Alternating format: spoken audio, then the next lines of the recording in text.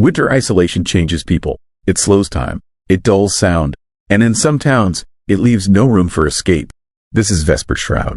And these are 10 true horror stories from America's most isolated winter towns. Stories shaped by snow, darkness, and the kind of silence that never feels empty. Story 1. Town that disappeared after snowfall. I should have turned back the moment I saw the snow. Not because of the weather itself, but because of how it fell. Silent. Too silent. Like the sky was burying something it didn't want anyone to find. I was driving through Montana's backcountry on Route 287, one of those endless highways that cuts through nothing but forest and forgotten towns. It was late January, and I'd been on the road for 6 hours, hauling equipment for a telecommunications company. Just another job, just another stretch of empty American wilderness. Then I saw the sign, "Welcome to Ashmore, population 340. The town wasn't on my GPS. I only noticed it because my truck was running low on gas, and the snow was getting heavier. Big, fat flakes that stuck to everything. The kind of snow that makes you feel like you driving into a void. I figured I'd stop, fill up, maybe grab coffee, and push on before the roads got too dangerous. Small towns like this always had a gas station, always had someone, but Ashmore was different. The streets were empty, completely empty. Not just quiet, abandoned. I drove slowly down Main Street, my headlights cutting through the falling snow, illuminating storefronts with dark windows and doors left slightly open. A diner, a hardware store, a post office with the flag still hanging, frozen in place. Everything looked recent, fresh, like people had just stepped away moments before I arrived. I parked outside the gas station. The pumps were on, glowing in the eerie darkness, but there was no attendant. The door to the convenience store was unlocked. I pushed it open, and a bell chimed, sharp and disturbing in the silence. Inside, the lights buzzed overhead. Shelves were stocked. A coffee pot sat on the burner, still warm. A half-eaten sandwich sat on the counter next to an open register. "Hello." My voice sounded wrong. Too loud. Too intrusive. No answer. I grabbed a bottle of water and left $20 on the counter. My hands were shaking, not from cold, from something else. Something I couldn't name yet. Fear, maybe, or the creeping realization that I'd driven into a place where the rules didn't apply anymore. Outside, the snow was falling harder, thicker. It was piling up fast, too fast. Within minutes, it had covered my tire tracks. I could barely see 10 feet in front of me. The whole town felt like it was being erased, swallowed by white silence. I tried my phone. No signal. Not even one bar. That's when I heard it. A sound. Faint. Rhythmic. Like footsteps crunching through snow. But when I turned, there was nothing. Just empty street. Just falling snow. Just shadows that seemed darker than they should be. I got back in my truck and tried to leave. The engine started fine. But when I put it in gear and pressed the gas, the wheels spun uselessly. I was stuck. The snow had piled up around the tires in minutes, locking me in place like the town itself didn't want me to go. Panic crept up my spine. I grabbed a shovel from the truck bed and started digging, but for every shovelful I moved, more snow filled its place. It was impossible, unnatural. I stopped digging and looked around. The town was watching me. I could feel it. Not people, something else. The windows of the buildings seemed to stare. The darkness between streetlights felt alive, and the snow kept falling.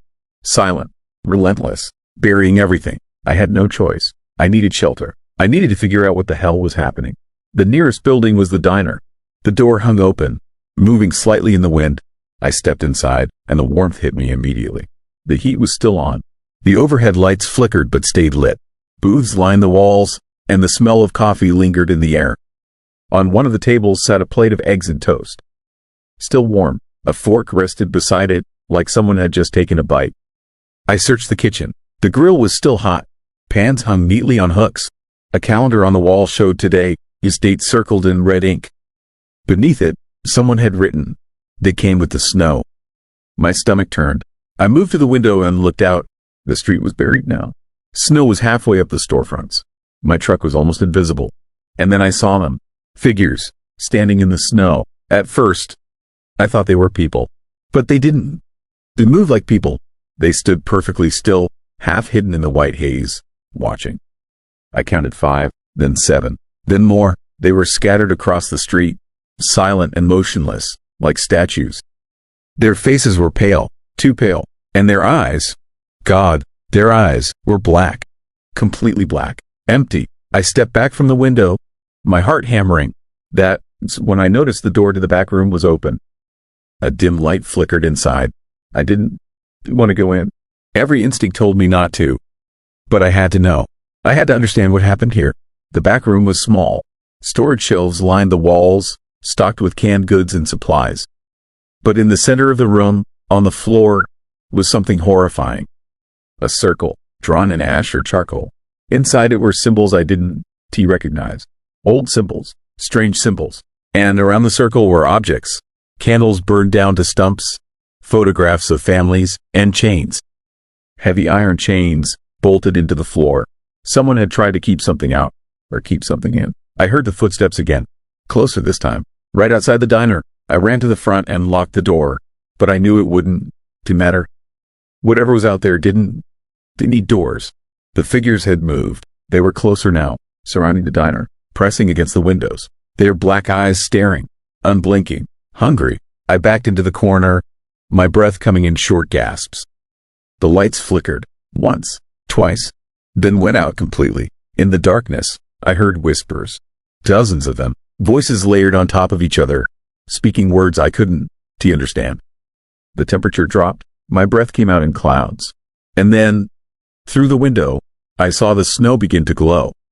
Faintly at first, then brighter. A cold, blue light rising from beneath the drifts, illuminating the figures.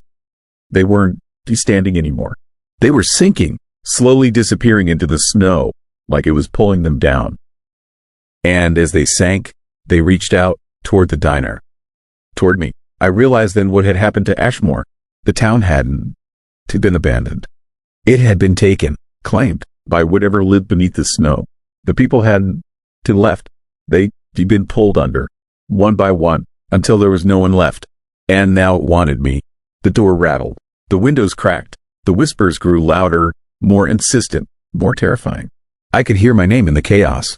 Over and over, they were calling me. I did the only thing I could think of. I grabbed one of the candles from the back room, lit it with a lighter from my pocket, and placed it in the center of the circle. The flame flickered, then steadied. And for a moment, everything stopped. The whispers ceased. The rattling ended. The figures outside froze. I didn't know why it worked. Maybe the circle was protection. Maybe the people of Ashmore had known something I didn't. But the silence that followed was worse than the noise. Because I knew it wasn't over. It was waiting. I stayed in that diner for 3 days. The snow never stopped. It buried the town completely. I survived on canned food and melted snow. I kept the candle burning. And every night, the figures came back. Closer, darker, more real. On the 4th day, the snow stopped. Just like that. The sky cleared. The sun came out. And when I opened the door, the town was gone. Not buried, gone. The buildings had vanished. The streets had disappeared. All that remained was white emptiness in my truck. Sitting alone in the middle of nowhere, I drove for 12 hours straight. I didn't stop. I didn't look back. When I finally reached the next town, I asked about Ashmore. No one had heard of it. I searched online. Nothing. No records. No maps. No population count. It was like it never existed. But I know it did. I saw it. I was there. And sometimes, late at night, when the snow starts to fall, I hear the whispers again. Calling my name. Story 2. Last winter road. I should have known something was wrong the moment I saw the deer standing in the middle of Highway 39. Not because it was unusual to see wildlife up here in northern Minnesota, but because the deer was facing the wrong direction. Its body pointed south, toward town, but its head was twisted completely backward, staring north into the endless dark of the forest. And it was not moving, not breathing, just standing there like a monument to something I did not yet understand. That was 3 days ago. 3 days since the road changed. My name is Marcus Webb, and I have been a long-haul trucker for 17 years. I have driven through every kind of weather, every kind of darkness this country has to offer. Blizzards in Wyoming, ice storms in Pennsylvania, fog so thick in Oregon I could not see my own hood. But I have never seen anything like what happened to Highway 39, the only road connecting the small town of Pale Ridge to the rest of civilization. The trouble started in early November, 2 weeks before Thanksgiving. The first snow came down hard and fast, the kind of storm that makes the news. that shuts down schools and sends people rushing to grocery stores for bread and milk.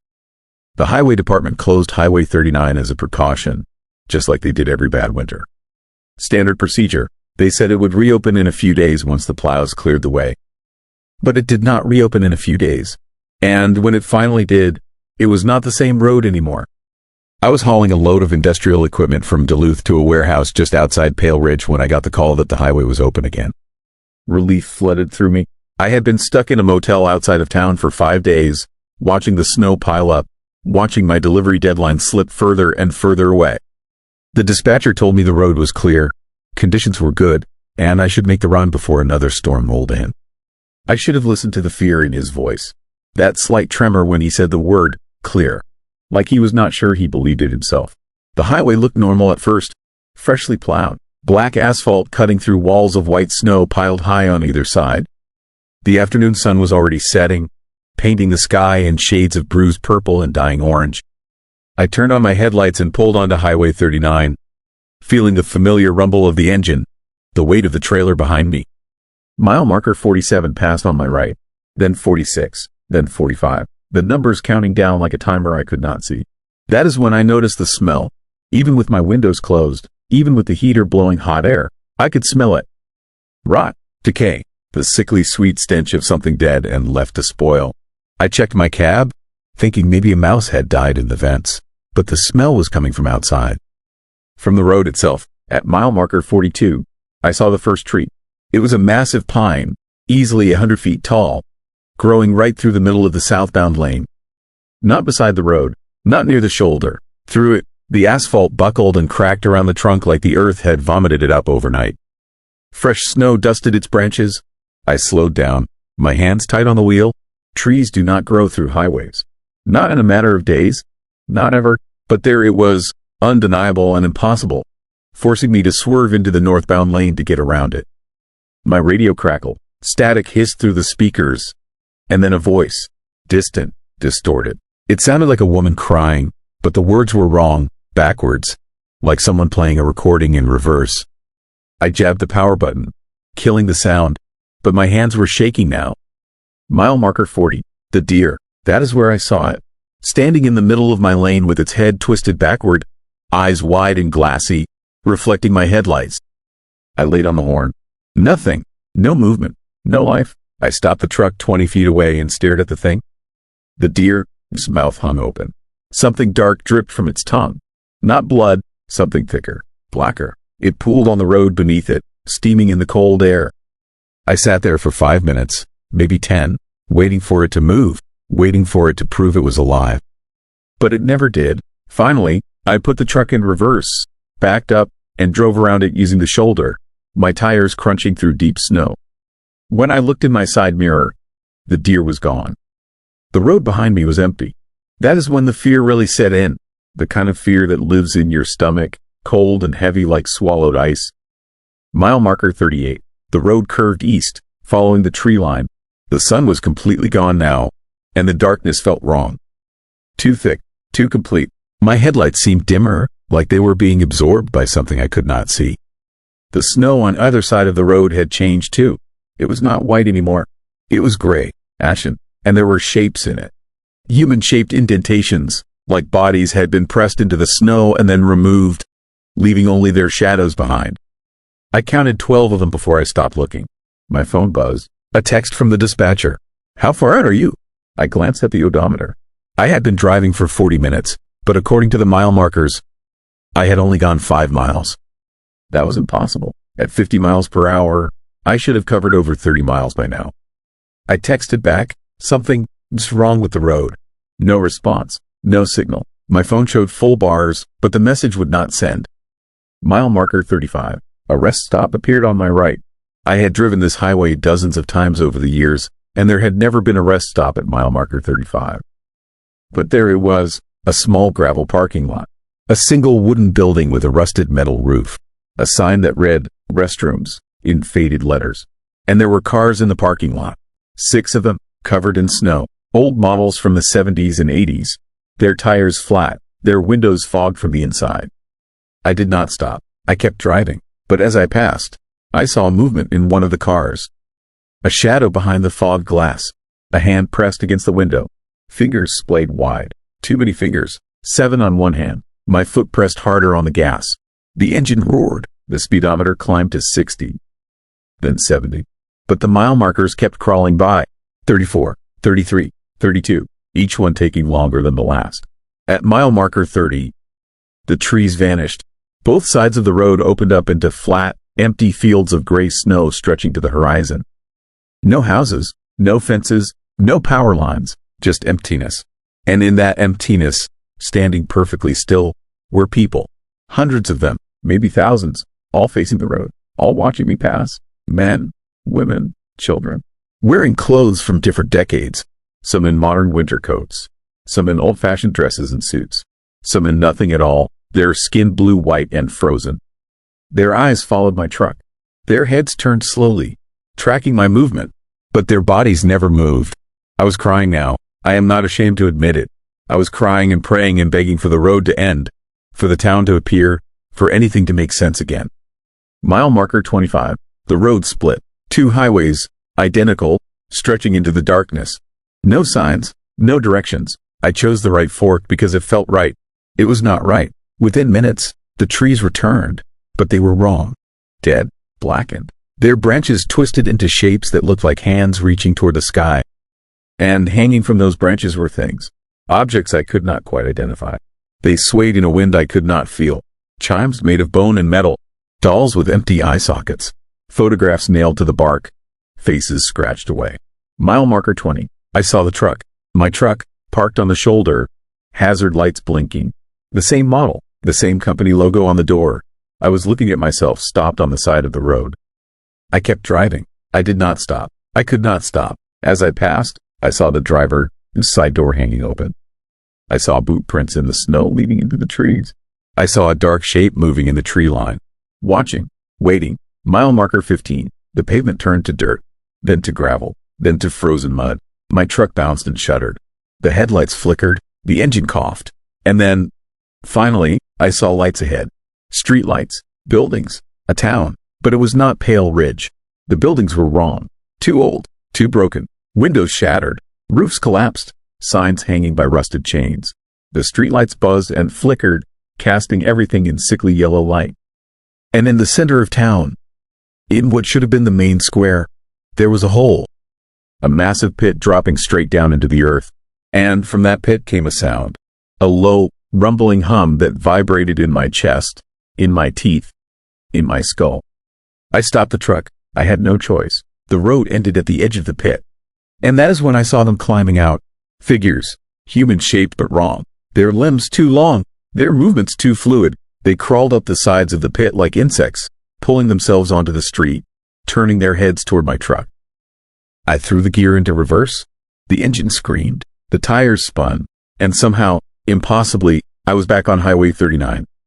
The pavement was smooth again. The mile markers were counting up now. 16, 17, 18. I drove for 3 hours straight. I did not stop. I did not look back. And when I finally saw the real Pale Ridge, when I finally pulled into the warehouse parking lot, the sun was rising, and my dispatcher was standing outside, staring at me like I was a ghost. He told me I had been missing for 6 days. He told me search parties had been looking for me. He told me Highway 39 had been closed the entire time. Never reopened. The call I received, the one telling me the road was clear, never happened. There was no record of it. But my truck tells a different story.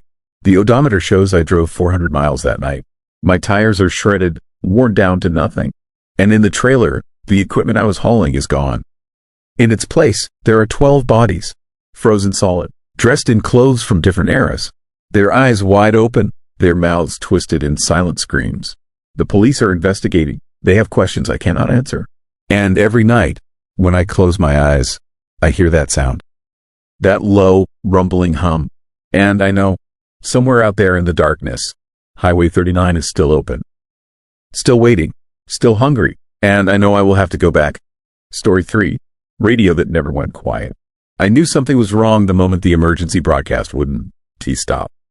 That's where this haunting nightmare began. And I need to tell you what happened in Ashford Junction before anyone else disappears.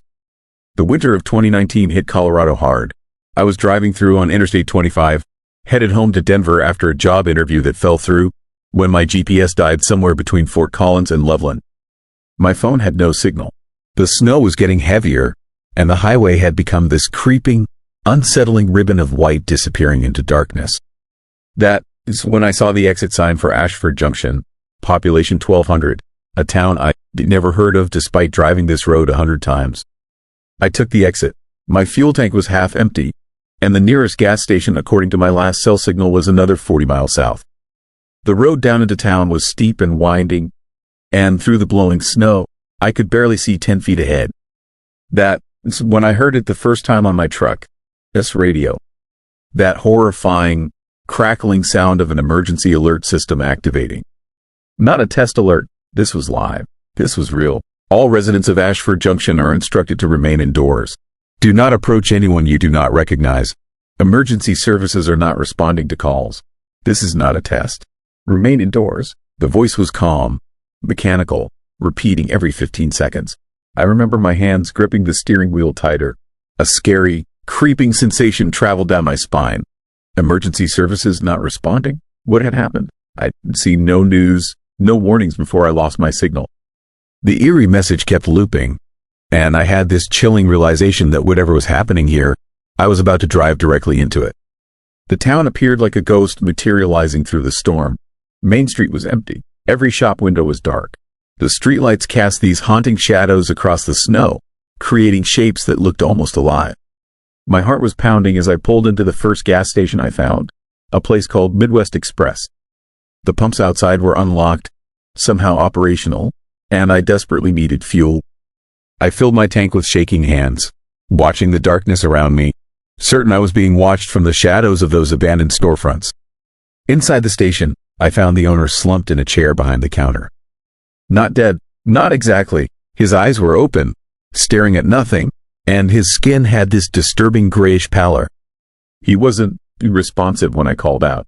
I called for help on the emergency radio system, but instead of a human voice, that same creeping, automated message came back.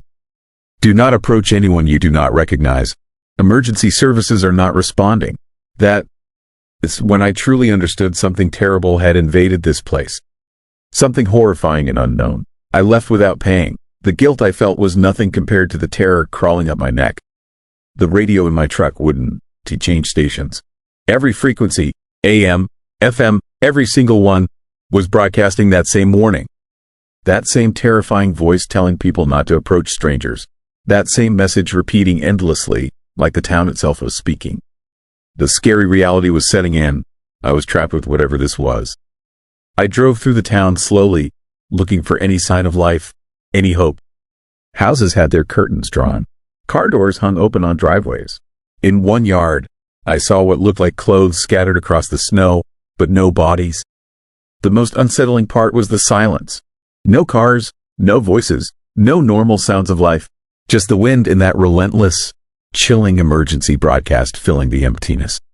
My truck, its clock showed 11:47 p.m. I was exhausted, terrified, and I realized I had to make a decision. Drive out of here blind through this blizzard on empty roads with zero visibility, or find shelter and wait for daylight. Every rational instinct screamed to leave, but the snowstorm had become worse. That nightmare scenario where the world outside your windshield becomes impenetrable whiteness. Another car had slid into the ditch just a quarter mile back. I barely missed it.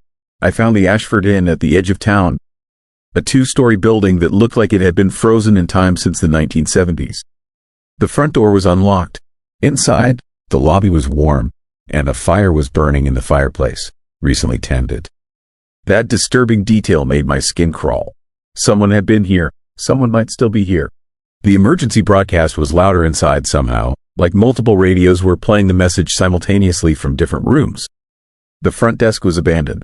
I took a key from the holder, room 207, and headed upstairs, my footsteps echoing with this eerie quality that made everything feel hostile. The hallway seemed to stretch longer than it should have. Every door I passed was closed. That terrifying, impenetrable blankness hiding whatever might be inside. Room 207 was clean. The bed was made. The bathroom had fresh towels. This nightmare was getting worse because someone had prepared this room. For whom? The nightmare of knowing I was expected was more horrifying than finding actual danger. I locked the door and tried my phone again. Still no signal. I turned on the television. Every channel was showing a blue screen with streaming text that read, "Emergency alert. Remain indoors. Do not contact anyone from outside the town limits. This is not a test." The radio on the nightstand was broadcasting that same chilling voice, that haunting message, over and over. The voice sounded almost feminine now. Or maybe I was losing my mind. The psychological terror of isolation was eating away at my sanity. I didn't sleep. I sat on that bed, listening to the storm outside and that creeping, relentless broadcast, watching the dark windows for hours. Sometime around 3 in the morning, I heard movement in the hallway. Footsteps. Multiple people walking slowly past my door. Then they stopped directly outside my room. I held my breath for what felt like an eternity. My phone showed 3:17. The footsteps continued. They didn't enter my room. That's what made it worse, not knowing if they wanted to, or if that terrifying automated message had stopped them. When gray dawn finally arrived, I knew I had to leave immediately. I packed nothing and headed downstairs. In the lobby, I found something that made my blood freeze. The television was different now. It was showing a live feed, a camera positioned somewhere in the town, showing Main Street. And moving down Main Street were people. Not walking, moving in this unnatural, synchronized way. Their arms hanging at their sides, their heads turning in unison to look at the camera. To look at me. At least 50 of them, maybe more, all moving in that horrible, coordinated manner down the snowy street. The emergency broadcast voice spoke directly then, like it was addressing me personally. "Do not leave Ashford Junction. You are part of the community now." My hands were shaking as I ran for my truck. The keys were in my pocket. The engine started immediately, too immediately, like it had been kept warm. I reversed out of the parking lot and headed back toward the highway. The unsettling convoy of synchronized figures appearing in my rearview mirror. They weren't chasing me. They didn't need to. They were walking at that same eerie pace, their heads still facing forward even as they seemed to be looking directly at my truck. The road back up the mountain was still treacherous, but the snow had stopped. I pressed the accelerator harder. That terrifying image of those coordinated people burned into my mind. The radio in my truck was still playing that awful message, but now it was different. It was counting from 1, slowly, methodically. 1, 2, 3, 4. Ashford Junction population 1,204. My truck was number 1204. I didn't look back. The highway appeared, that blessed interstate, and I merged onto it, heading south toward Denver at 90 miles per hour.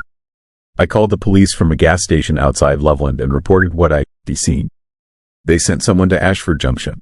The officer who showed up at my apartment 2 days later had this hollow look in his eyes. He told me there was no emergency broadcast. No synchronized people. No one in Ashford Junction was sick or acting strange. The town was completely normal. Quiet, but everyone he spoke to had mentioned me. They all described me perfectly, and they all asked when I was coming back. I moved away from Colorado 3 months later. I haven't been back to that state, but here, it's the horrifying part that keeps me awake at night. 3 times now, I've found postcards in my mailbox. Unstamped. No return address. They read pictures of Main Street in Ashford Junction, and each one has a message written in handwriting that I sent to mine but somehow feels familiar. The first one said, "We miss you." The second said, "We're waiting." And the third, which arrived last week, simply said, "Your room is ready." The thing that truly terrifies me, the chilling realization that haunts me more than anything else, is that they've never given anyone my address. Not the police, not anyone from that town. Yet somehow, they keep finding me. And on the nights when I can sleep, I turn on my radio, thinking maybe I'll hear that emergency broadcast again. Part of me wants to confirm it was real. Part of me fears I'll hear that voice counting. And this time, the number will be 1,205. Because sometimes in the dark, when I'm lying awake listening to the static between stations, I swear I can hear it. That creeping, relentless voice. That eerie tone that seems to come from everywhere and nowhere at once. And every single time, I wonder if the message is still repeating in Ashford Junction. If that radio is still broadcasting. If it ever stopped. If it ever will. I wonder if I ever actually left at all. Story 4. Lights Beyond the Snow Line. I never believed in evil until I saw those lights dancing beyond the snow line. And by then, it was already too late to turn back. My name is Marcus Webb, and I used to work as a highway patrol officer in northern Montana, where the winters stretched long and cruel across endless miles of frozen nothing. What I am about to tell you happened 3 years ago, during the coldest February on record, when temperatures plunged so far below zero that even the old-timers started talking about things they had sworn never to mention again. Things about lights in the hills. Things that should have stayed buried in the dark. It started with the missing persons reports. 5 people vanished over the course of 2 weeks. All of them last seen driving along Highway 89 between the small towns of Browning and Cut Bank. No accidents, no abandoned vehicles, just gone, like they had been erased from existence. The disappearances followed a pattern that made my skin crawl every time I reviewed the case files. Each person went missing on nights when the temperature dropped below -30 degrees Fahrenheit, and each one had called someone before vanishing, mentioning strange lights moving in the frozen hills north of the highway. The locals refused to talk about it directly, but I heard the whispers in the diner, the hushed conversations that stopped whenever I walked into a room.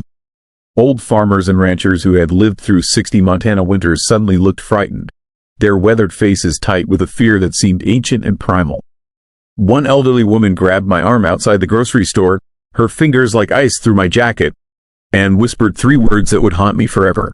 "They are calling." I should have requested backup from the state police. I should have reported the pattern to the FBI. Instead, I did what every doomed protagonist in every horror story does. I decided to investigate alone. The temperature gauge in my patrol car read -37 degrees when I set out that night. The sky above Montana stretched black and infinite, stars glittering like shards of broken glass across the darkness. I drove north on Highway 89 with my heater blasting, watching my breath fog the windshield despite the roaring vents. The landscape around me looked alien in the moonlight, vast snowfields interrupted by skeletal trees and the occasional abandoned farmhouse, dark windows staring like empty eye sockets at the frozen world. I had been driving for maybe 40 minutes when I saw them. The lights, they appeared suddenly in the hills to the east, maybe 3 miles off the highway, flickering in the darkness like distant campfires. But these were not campfires. They moved with an intelligence that made my chest tighten, weaving between the hills in patterns that seemed almost choreographed, almost deliberate. Blue, white, and pulsing with a rhythm that felt wrong somehow, like a heartbeat that belonged to something that should not have a heart. Every instinct screamed at me to keep driving, to radio for help, to do anything except what I did next. But the horrifying truth is that those lights were beautiful in a way that bypassed reason, calling to something deep in my brain that predated language or conscious thought. I pulled off the highway onto an old logging road, my tires crunching through snow that had not been disturbed in weeks, and drove toward the lights like a moth drawn to flame. The logging road climbed steadily into the hills, winding through forests of pine and spruce that stood silent as tombstones. The temperature continued to drop. -40, -42. The cold felt alive out here, a malevolent presence that pressed against my vehicle from all sides, searching for any crack or opening to slip through. My radio crackled with static, voices emerging and fading like drowning people calling from underwater. And I realized with growing dread that I had lost all communication with dispatch. The lights stayed ahead of me, always just beyond reach, leading me deeper into the frozen wilderness. I should have turned around. God, I should have turned around. But by then, I had entered a state that I can only describe as a waking trance, my hands moving on the steering wheel without conscious input, my foot pressing the accelerator as if controlled by some external force. The boundary between choice and compulsion had dissolved somewhere back on the highway, and now I was simply following a path that felt inevitable. After 30 minutes of driving, the logging road ended at a clearing surrounded by towering pines. I stopped the vehicle and sat in the sudden silence, engine ticking as it cooled, watching the lights through my windshield. They hovered at the far end of the clearing, maybe 100 yards away, pulsing with that same eerie rhythm. Up close, I could see that they were not singular lights but clusters of illumination that moved independently while maintaining a unified formation, like a school of fish made from cold fire. The temperature had reached -45 degrees. At that temperature, exposed skin freezes in minutes, and breath crystallizes before it leaves your mouth. I knew that stepping out of my vehicle meant risking severe frostbite or death, but the lights were calling with a frequency that resonated in my bones, and some terrible part of me needed to answer. I bundled myself in every piece of cold weather gear I had, pulled on my insulated gloves, and stepped into the darkness. The cold hit me like a physical blow, stealing my breath and burning my lungs with each inhalation. The world had become a frozen hell, beautiful and lethal in equal measure. The snow beneath my boots squeaked with each step, the sound unnaturally loud in the perfect silence. I walked toward the lights, and they retreated, maintaining that constant distance of about 100 yards. They led me out of the clearing into another stretch of forest, and I followed like a lost child chasing fireflies.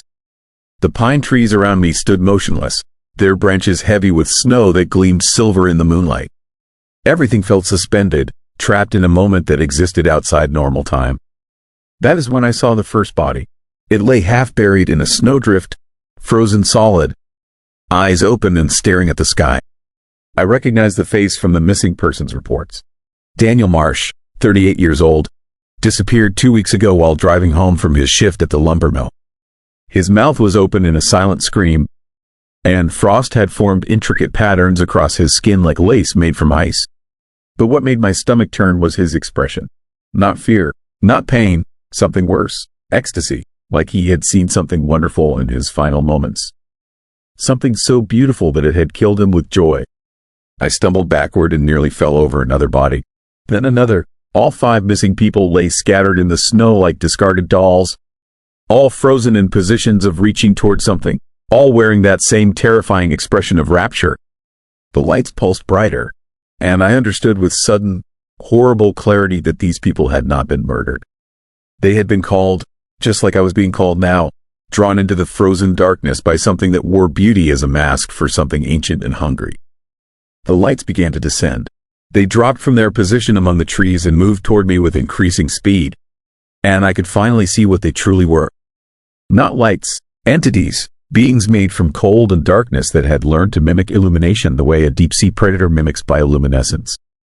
They moved with a fluidity that hurt to watch, their forms shifting between dimensions that human eyes were never meant to perceive. And they were singing, a frequency beyond sound that I felt rather than heard, vibrating through my teeth and skull, promising warmth and rest and an end to all fear. I ran. Pure animal terror overrode the compulsion, and I crashed through the snow back toward my patrol car, branches whipping my face, lungs burning with each frigid breath. Behind me, the lights pursued, and I could feel their hunger, their need, ancient, impatient, and utterly without mercy. They had been here long before humans built towns and highways across Montana, and they would be here long after the last of us had frozen and died. My vehicle appeared ahead, and I threw myself inside, hands shaking so violently I could barely get the key in the ignition. The engine turned over once, twice, and died. The temperature gauge read -52 degrees, cold enough to freeze gasoline in the lines, cold enough to kill. The lights surrounded the vehicle, pressing against the windows, and I watched in creeping horror as frost began to spread across the glass in geometric patterns, moving too fast to be natural. The temperature inside the car dropped precipitously despite the insulation. My breath came in clouds of vapor that hung in the air like ghosts. This was how it would end. Frozen in my patrol car, another missing person, another body for the next fool to discover. Then my radio crackled to life. A voice emerged from the static, old and weathered, speaking in a language I did not recognize but somehow understood at a level deeper than words. It was the elderly woman from the grocery store, and she was chanting something rhythmic and ancient, something that tasted of sage smoke and desperate faith. The lights recoiled. The frost on my windows stopped spreading. The entities pulled back as if burned, and I heard something that might have been a scream or might have been wind, high and thin and full of frustrated rage. My engine caught and roared to life. I did not hesitate. I threw the car in reverse and drove backward down that logging road faster than any sane person would attempt. Trees whipping past in a blur, until I hit the highway and could turn around. I drove south with my foot pressed to the floor, not slowing until I reached Browning 40 minutes later. The temperature gauge climbed slowly back toward something survivable. The lights did not follow, whatever boundary existed between their world and ours. I had crossed back over it, though I could not say exactly where or how. I found the elderly woman, whose house the next morning. She sat in her kitchen drinking coffee, unsurprised to see me.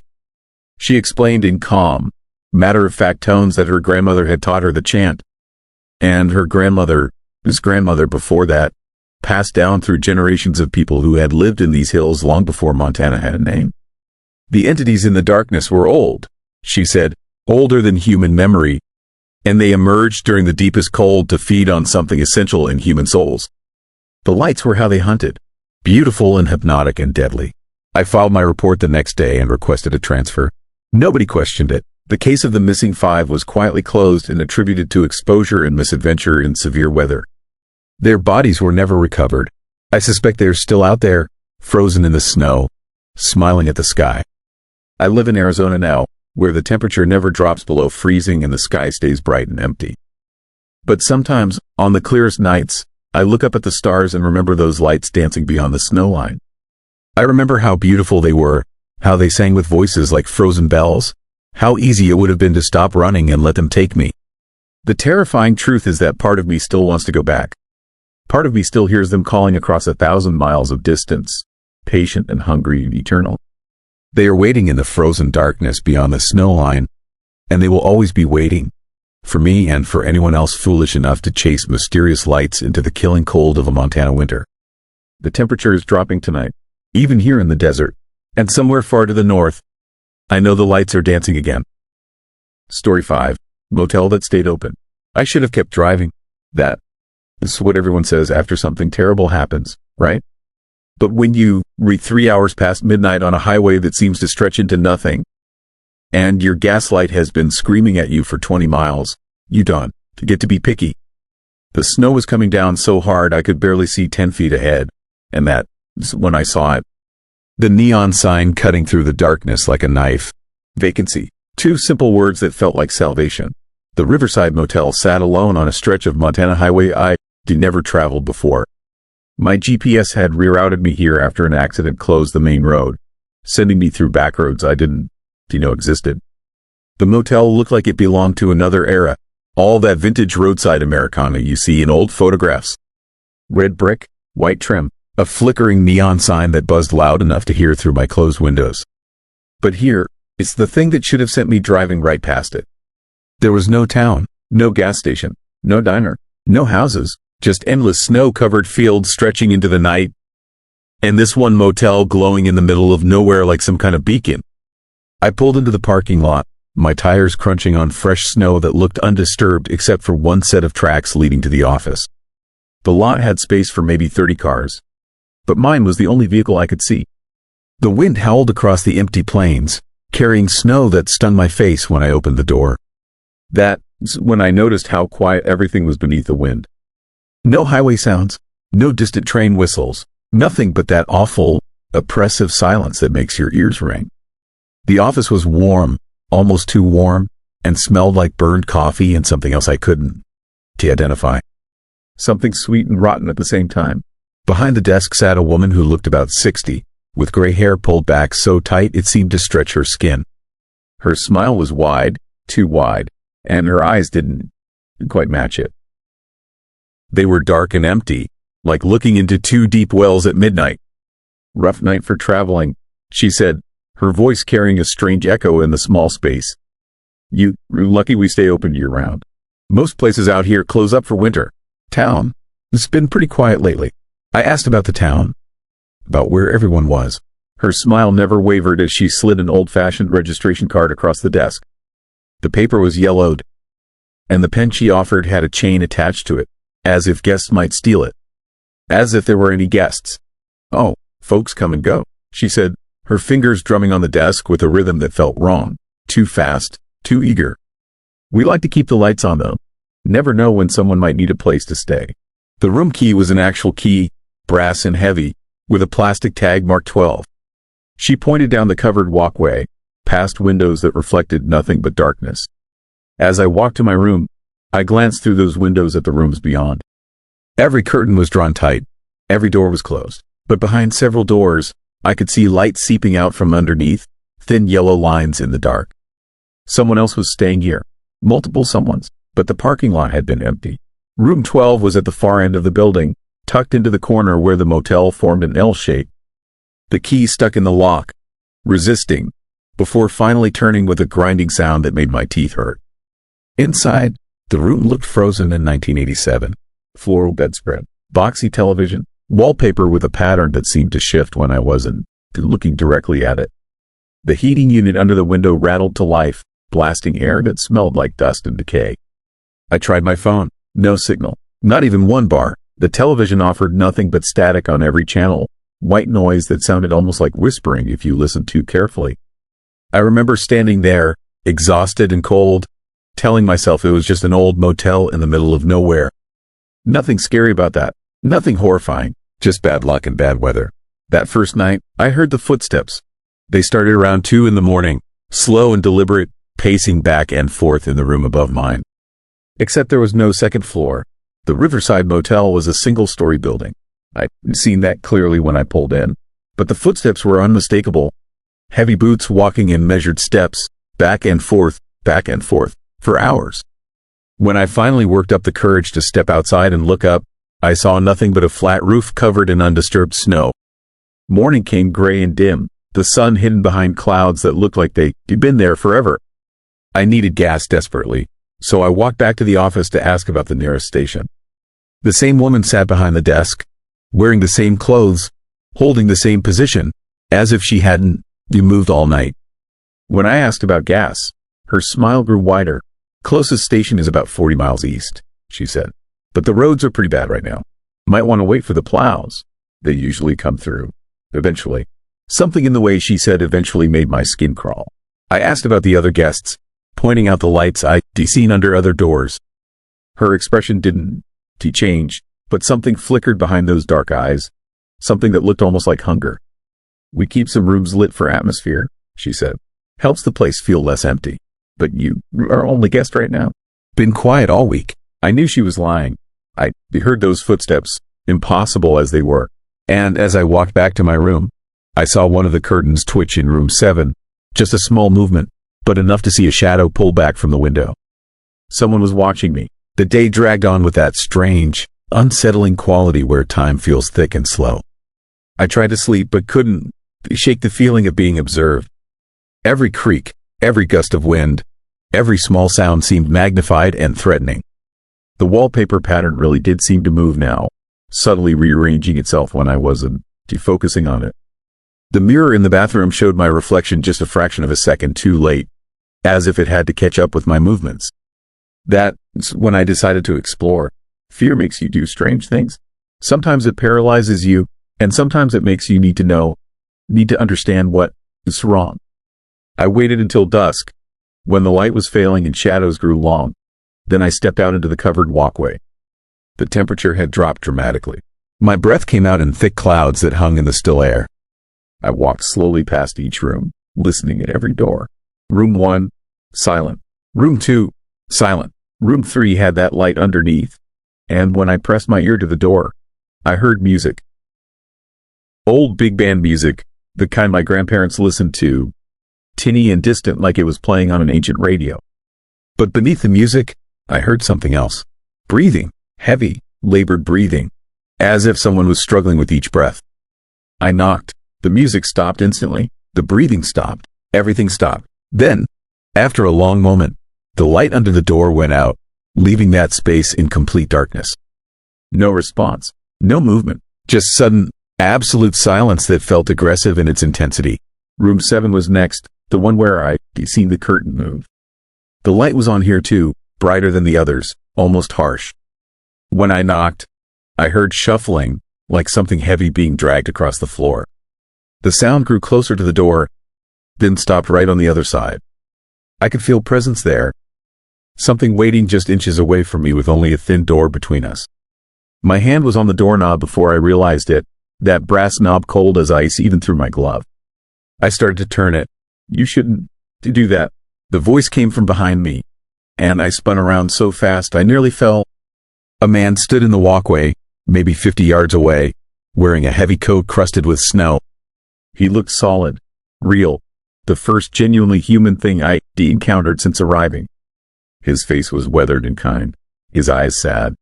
This place, it's not right, he said, taking a step closer. How long have you been here? I told him one day, one night. He shook his head slowly, and I saw something like pity in his expression. "That is what I thought too," he said. "That is what we all think. But check your phone. Really look at the date." My hands were shaking as I pulled out my phone. Still no signal, but the date glowed on the screen. It had been 5 days since I checked in. 5 days that felt like one. The horror of that realization hit me like a physical blow, stealing my breath and making the world tilt.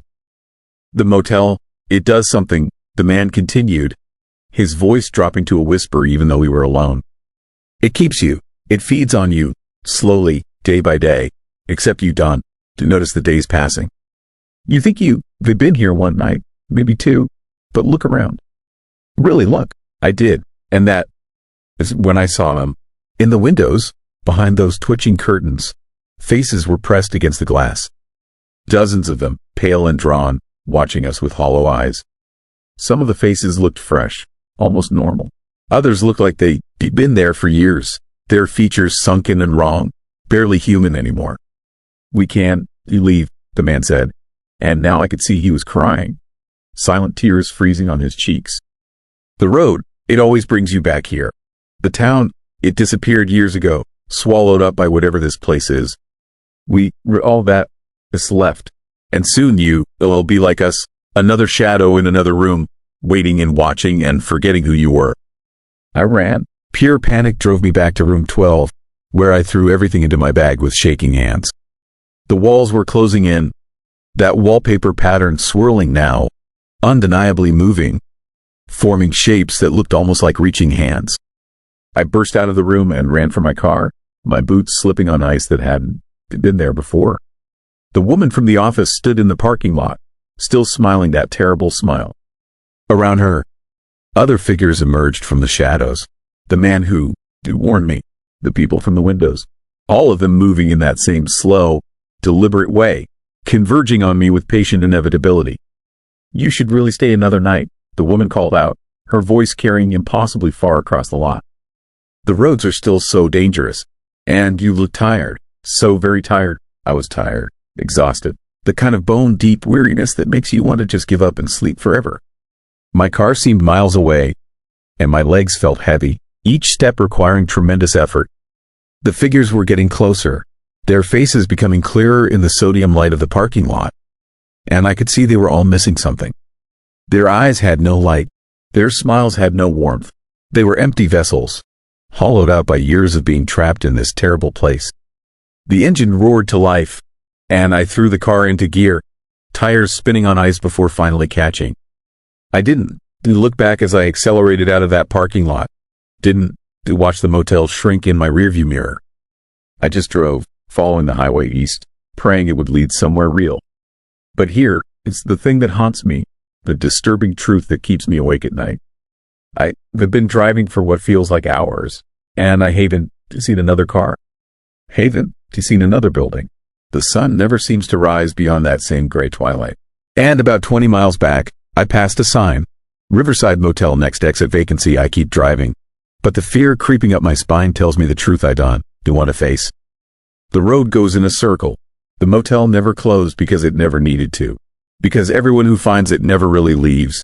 We just keep driving, keep circling, keep thinking we re-escaping while the days blur together and our memories fade, and eventually, inevitably, we pull back into that parking lot, too tired to fight anymore, too confused to remember why we should. My gas light came on again 10 minutes ago, and ahead, cutting through the endless snow, I can see a glow on the horizon. Neon red, flickering but persistent. Vacancy. I should have kept driving. Story 6. Town where night lasted too long. The darkness in Kettle Falls wasn't supposed to last this long. I am not talking about winter darkness, the kind you expect in northern Washington, where the sun barely clears the horizon before dropping again. I am talking about real darkness, the kind that swallows time and reason and makes you question whether morning will ever come again. The scary part? Nobody seemed to notice but me. I arrived in Kettle Falls on December 10th, a Tuesday. I remember because it was my daughter's birthday, and I promised to call her that evening. I was working as a safety inspector for mining operations, and this job was supposed to be simple. 3 days, check the abandoned copper mine on the edge of town, file my report, and head home to Seattle. Small town hospitality. Clean motel, Easy money. The sun set at 4:15 that first afternoon. Normal for this latitude in winter. I watched it drop behind the mountains, painting the sky in shades of orange and purple before darkness settled in. I grabbed dinner at the local diner, meatloaf and mashed potatoes, coffee that tasted like it had been sitting since morning. The waitress was friendly enough, though she had this unsettling way of staring just past me when she spoke, like she was looking at something over my shoulder. I went back to my motel room and called my daughter. We talked for 20 minutes. She was turning 16, growing up too fast. I promised to be home by the weekend. Then I waited for morning, and waited, and waited. When I finally checked my watch, it was 9:30 in the morning. But outside my window, it was still completely dark. Not dawn dark, not cloudy dark, pure, deep night. The kind of darkness that feels heavy, oppressive, wrong. I stepped outside the motel room, and the cold hit me immediately. The parking lot was empty except for my rental car and one other vehicle. The streetlights buzzed overhead, casting weak yellow pools on the pavement. Across the street, the diner's neon sign flickered. Open, but something felt off. The darkness felt too thick, too present, like it had weight and texture. I walked to the diner, and the same waitress from the night before greeted me with the same smile. She poured coffee without asking and slid a menu across the counter. Behind her, the clock on the wall read 9:45 a.m. I asked her why it was still dark outside. She looked at me with those pale, watery eyes and said the sun would be up soon. Any minute now, just running a little late today. Running late, like the sun was a bus or a delivery truck. I finished my coffee and drove to the mine. The road out of town wound through dense forest, and my headlights seemed to barely penetrate the darkness. Trees pressed in on both sides, their branches creating a canopy overhead that blocked out even the faint light from the sky. The whole drive felt claustrophobic, suffocating, like the darkness was closing in. The mine entrance was exactly where the company map said it would be. A gaping mouth in the mountainside, reinforced with old timber and rusted metal. I grabbed my flashlight and safety gear and headed inside. The air was cold and damp, and every sound echoed. My footsteps, my breathing, the drip of water from somewhere deep in the tunnels. I'd been in dozens of mines. This was different. This felt haunted. No, worse than haunted. It felt aware. The deeper I went, the more I noticed the markings on the walls. At first, I thought they were just graffiti or old mining symbols. But as I moved further in, I realized they were warnings. Crude drawings carved into the stone, figures with elongated limbs, circles with radiating lines, and words, scratched over and over. Stay in the light. Dawn, let it find you. The night never ends. My hands started shaking, not from the cold, from fear, deep, primal fear that something was very wrong with this place. I turned to leave, and that is when my flashlight died. Complete darkness, the kind of darkness you feel in your bones. I fumbled for my backup light, hands trembling, heart pounding. When it finally clicked on, the beam seemed weaker, dimmer, like the darkness was fighting back. I ran. I don't care how unprofessional that sounds. I ran through those tunnels, my light bouncing wildly off the walls, shadows dancing and twisting around me. I could hear something behind me, footsteps, or maybe just echoes, but they sounded deliberate, purposeful, following. I burst out of the mine entrance and into the parking area, gasping for air. I checked my watch. 2:15 p.m. Still dark, still night. Something was deeply, horrifyingly wrong with Kettle Falls. I drove back to town, and this time I noticed things I'd missed before. Every house had its lights on. Every single one. Not just porch lights. Every window glowed. And in those windows, I could see people standing, motionless, staring out at the darkness, waiting. I parked at the motel and went to the office. The clerk, a thin man with hollow cheeks and dark circles under his eyes, smiled when I asked about the darkness. He told me it happened sometimes. The night just stretched a little longer than usual. Nothing to worry about. It would pass. When I asked how long it usually lasted, his smile faded. He said it depended. Sometimes a few hours, sometimes days. Once, it lasted 3 weeks. 3 weeks of uninterrupted darkness. I felt sick. I needed to leave. I needed to get out of this town before whatever was happening consumed me too. I threw my things in my car and started driving. South. Toward the highway. Towards civilization and daylight insanity. But the road didn't lead out. I drove for an hour, watching the odometer climb, watching the road signs pass.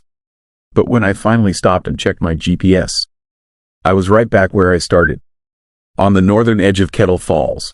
Like the town had looped back on itself, like the darkness had bent space around it, trapping everything inside. I tried again, same result, and again, and again. By the fifth attempt, I was screaming, pounding the steering wheel. My phone had no signal.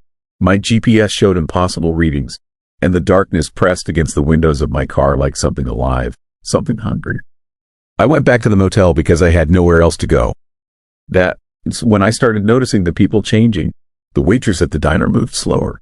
Her skin looked grayer. Her eyes had sunken deeper into her skull. The motel clerk, his hands trembled when he handed me my room key, and I could see dark veins spreading up his arms like roots. They were dying, slowly. The darkness was consuming them, and I realized I was next. I locked myself in my room and tried to stay awake. I turned on every light. I kept my flashlight beside me, but the exhaustion was overwhelming. My body craved sleep with an intensity I had never felt before. It was like the darkness was pulling me under, dragging me into something I couldn't escape. When I finally passed out. When I woke up, I was standing in the middle of Main Street. My feet were bare, my skin was ice cold, and I had no memory of how I had gotten there. Around me, the entire town stood in silence. Hundreds of people, all of them facing the same direction.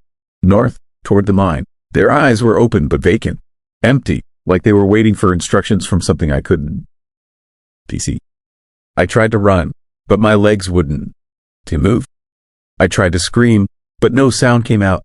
I was trapped inside my own body, forced to stand and watch as the darkness grew deeper, thicker, more alive. That is when I saw it. At the far end of the street, something was moving, something massive. It didn't walk. It flowed, like liquid shadow given form. It moved between the buildings, consuming the light from windows and street lamps, leaving only void in its wake. And as it moved, the people around me began to change. Their skin turned pale, their eyes went black, their mouths opened in silent screams as the darkness poured into them, filling them, becoming them. I felt it reach me, cold tendrils wrapping around my ankles, my legs, my chest. It was inside me now, in my lungs, in my blood, in my thoughts. And I understood the darkness wasn't too natural. It wasn't too seasonal or geographical. It was a presence, an entity, something that had been trapped beneath the earth, deep in those copper mines, until someone dug too deep and released it. Now it fed on light and warmth and life, stretching the night longer and longer until there was nothing left but shadow. Kettle Falls wasn't the town anymore. It was a feeding ground. Do you know how I broke free? Maybe it wasn't done with me yet. Maybe I still had some fight left.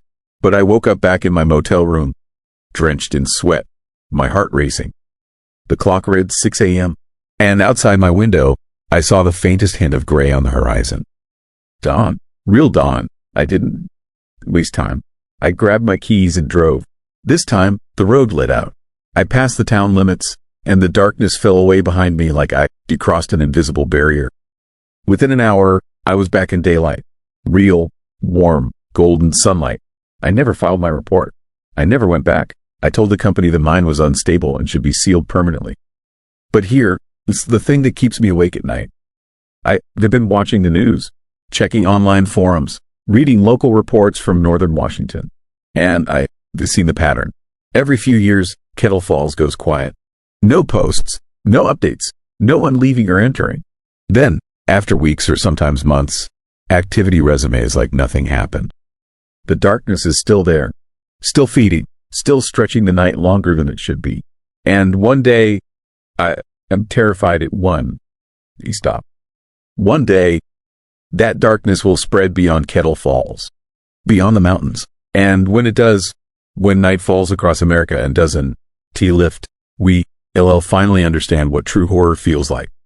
Because I've seen it, I've felt it, and it is patient.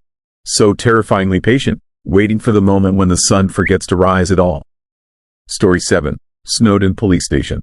The emergency line rang at exactly 3 in the morning, and the voice on the other end was mine. My own voice, screaming, begging for help from an address that did not exist. That was the moment I understood something horrifying was happening inside the Millbrook Police Station, and there was no way out. My name is David Garrett, and I've been a dispatcher for the Millbrook Police Department in rural Montana for 11 years. It is not glamorous work. Most nights, I handle noise complaints, domestic disputes, and the occasional drunk driver. Millbrook is a town of 800 people surrounded by endless forest and mountains. The kind of place where everyone knows everyone, where nothing truly scary ever happens. Or so I thought. The blizzard hit on February 14th, Valentine. This day, the irony is not lost on me. The storm rolled in fast and vicious, dropping 3 feet of snow in the first 6 hours. The power went out across town around midnight. Our station switched to backup generators, but the roads became impassable almost immediately. Chief Bowman made the call to hunker down. 4 of us were stuck inside. Myself, Officer Tom Henley, Officer Sarah Vickers, and Chief Bowman himself. We thought we would be there for a day, maybe 2, until the plows could reach us. We had supplies, we had heat, we had communication equipment. What we did not have was any understanding of what was about to unfold in that building. The first strange call came in at 1:45 in the morning. I was alone in the dispatch room, sipping cold coffee and watching the snow pile against the windows. The phone rang, not the non-emergency line, the 911 line. I answered using standard protocol, asking for the nature of the emergency. Heavy breathing filled my headset. Then a whisper, so quiet I had to turn up the volume to hear it. The voice said there was someone in their house, an intruder. They were hiding in the bathroom. They needed help immediately. I asked for their address. They gave me 1847 Pinewood Lane. There is no Pinewood Lane in Millbrook. There never has been. I double-checked the computer, thinking maybe it was a new development I had missed, but the address did not exist in our system. I asked the caller to repeat the address. They did. Same street, same number. Their voice was shaking now, terrified, describing footsteps in the hallway outside the bathroom door. I could hear the fear. It was real, raw, disturbing in its authenticity. I told them to stay calm, that we would send someone, but even as I said it, I knew we could not. The roads were buried. No vehicle could move. I tried to explain this, but the line went dead. Just empty static hissing in my ear. I reported it to Chief Bowman. He frowned, ran the address through every database we had access to, and came up empty. He suggested it might have been a prank call, someone using technology to spoof our emergency line. It happened sometimes. Kids playing games. But something about the terror in that voice stuck with me. That was not a prank. That was genuine fear. At 2:33, another call came in. Different voice. Male this time. Older. He said his wife had been missing for 3 days, and he had just found her car abandoned on Highway 12, doors open, engine still running, but no sign of her. He was panicking, crying, begging us to send search and rescue. I asked for his name and location. He said his name was Robert Kane, and he was calling from mile marker 34 on Highway 12. I knew Highway 12. It was the main road connecting Millbrook to the outside world. And I knew Robert Kane. He had died in a car accident on that highway 5 years ago. I had taken the call that night. I had listened to the paramedics pronounce him dead at the scene. My hands started shaking. I told the caller to stay on the line, but before I could say anything else, he started screaming. Not words, just raw, animal screams of agony and terror. Then the line cut out. I stumbled out of the dispatch room and found Sarah in the break room, heating up soup on a small camp stove. I told her about the calls. She looked at me like I was losing my mind, but she followed me back to the dispatch room and checked the call logs herself. Both calls were there, timestamped, recorded. The system had logged them as legitimate 911 calls. But the addresses and information made no sense. At 3 in the morning, the phone rang again. I stared at it, my heart pounding, unsure if I wanted to answer. Sarah grabbed the headset before I could stop her and answered the call. Her face went white. She looked at me with wide, terrified eyes and slowly handed me the headset. I put it on and heard my own voice. It was me, screaming, sobbing, saying my name over and over, saying I was trapped in the dispatch room at the Millbrook police station and something was coming for me. Begging for someone to send help. Describing the station in perfect detail. Describing the storm. Describing everything exactly as it was happening right now. But I was not making that call. I was standing there, listening to myself on the other end of the line, experiencing a nightmare I could not explain. I tried to speak, tried to ask who was doing this, but the call ended.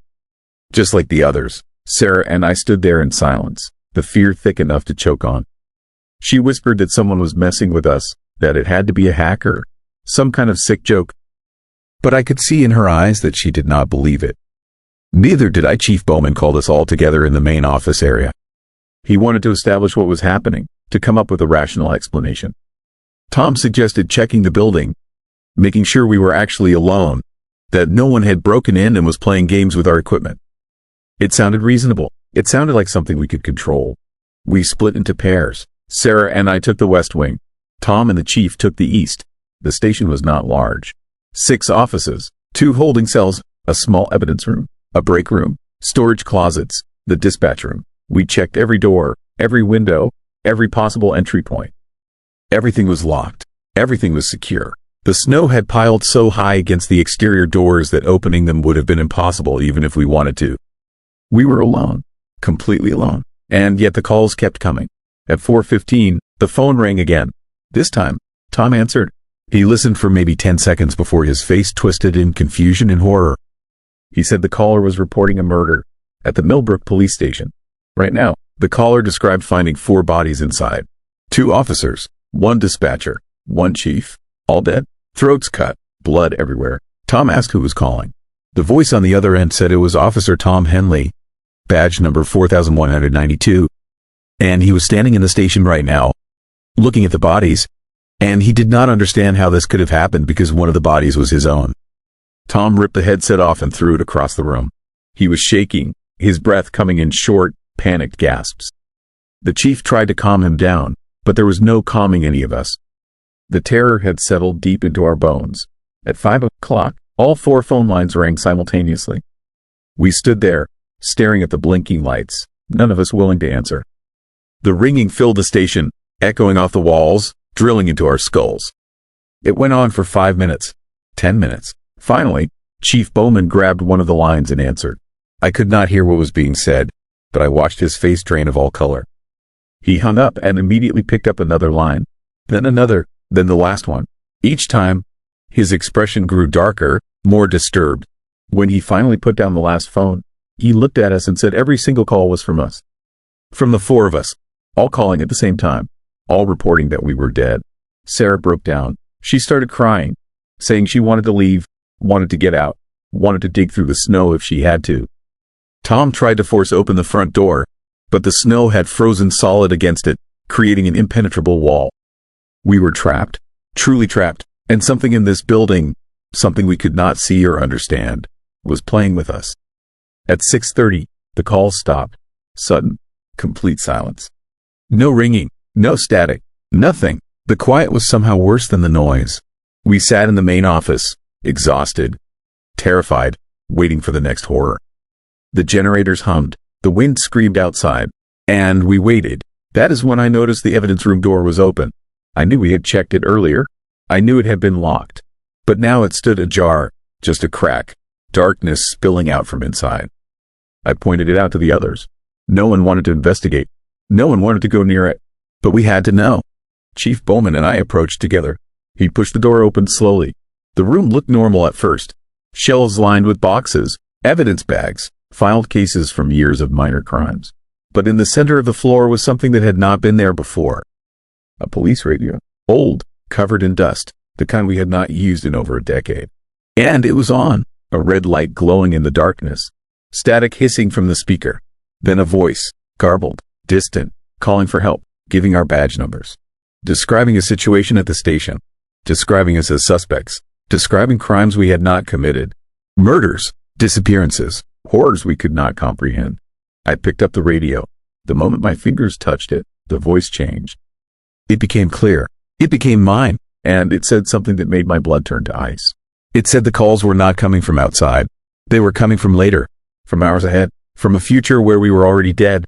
The station was caught in some kind of loop, some temporal anomaly created by the storm, by the isolation, by something we would never understand. We were receiving calls from ourselves after we died, warnings we could not heed, cries for help from a future we could not escape.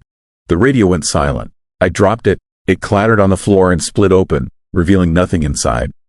No batteries, no circuitry, just an empty shell. At 7 o'clock, the power went out completely. The generators died. We were plunged into absolute darkness. We used our flashlights, huddling together in the main office, but the beams seemed weaker, swallowed by shadows that moved on their own. Sarah saw something in the hallway. A shape, human but wrong. It moved past the doorway too quickly, too smoothly. Tom chased after it, and we heard him shout, then nothing. We called his name, no response. We found him 5 minutes later in the break room, unconscious, a thin line of blood running from his nose. He woke up screaming, saying he saw all of us, dead, in the holding cells, our bodies piled on top of each other. At 8 o'clock, the phone started ringing again. All of them. But this time, when we answered, there was no voice. Just sounds, wet sounds, choking, gurgling, the unmistakable noise of something dying. And beneath it all, a heartbeat. Slow, steady, not human. The chief made a decision. He said we had to destroy the phone system, cut the lines, end whatever was happening. He grabbed an axe from the emergency equipment locker and started smashing the phones, ripping cables from the walls, tearing apart the dispatch equipment. Sparks flew, plastic shattered, and still the ringing continued. Even with no phones left intact, we could hear it. In the walls, in the floors, in our own heads. At 9 o'clock, we found the bodies. Our bodies. In the evidence room, we discovered 4 body bags we had not seen before. The chief unzipped the first one. Inside was Tom, eyes open, throat cut, dead for hours, the skin already cold. But Tom was standing right next to us, alive, staring at his own corpse. The chief opened the others. Sarah, himself, me, all dead, all murdered, all impossible. Tom ran. Sarah collapsed. The chief just stood there, staring at his own dead face. And I understood. We were not receiving calls from the future. We were the calls. We were already dead. The storm had not trapped us in the station. It had trapped us between life and death. We were ghosts answering our own emergency calls, reliving our final hours, stuck in a loop we could not break. At 10 o'clock, the sun should have started rising. But outside the windows, there was only darkness. Not the darkness of night. Something deeper, something final. And in that darkness, we saw them. Figures, dozens of them, standing in the snow, watching the station. They were us. Hundreds of versions of us. Some from yesterday, some from years ago. All the other loops, all the other times we died here, all the other times we tried to call for help. The last thing I remember is the sound of footsteps behind me. I turned and saw myself. Not a reflection, not a hallucination. Myself, walking toward me with a knife. And I understood that I was both the victim and the killer. That in this endless loop, I was doomed to murder myself over and over. To answer my own desperate calls. To die and wake and die again. The storm ended 3 days later. The plows finally reached the station. They found us inside. 4 bodies, throats cut, no sign of struggle, no evidence of an intruder. The investigation concluded it was a murder-suicide. Chief Bowman snapped under the pressure of the storm and killed us all before taking his own life. But they were wrong. Every winter, when the storms come, the emergency line at the Millbrook police station still rings. The new dispatchers answer, and they hear voices, calling from addresses that do not exist, reporting crimes that have not happened yet, begging for help that will never come. They hear me. They hear all of us. Still trapped. Still dying. Still calling. And someday, when another storm cuts them off from the world, they will join us in the darkness. They will answer their own calls. They will meet themselves in the evidence room, and they will understand that some places do not let you leave. Some places keep you forever, answering, dying, calling for help from a future that has already happened. The Millbrook police station is still operational. It is still taking emergency calls. But if you ever call that number during a blizzard, and you hear your own voice on the other end, hang up. Do not listen. Do not try to help, because you are not calling them.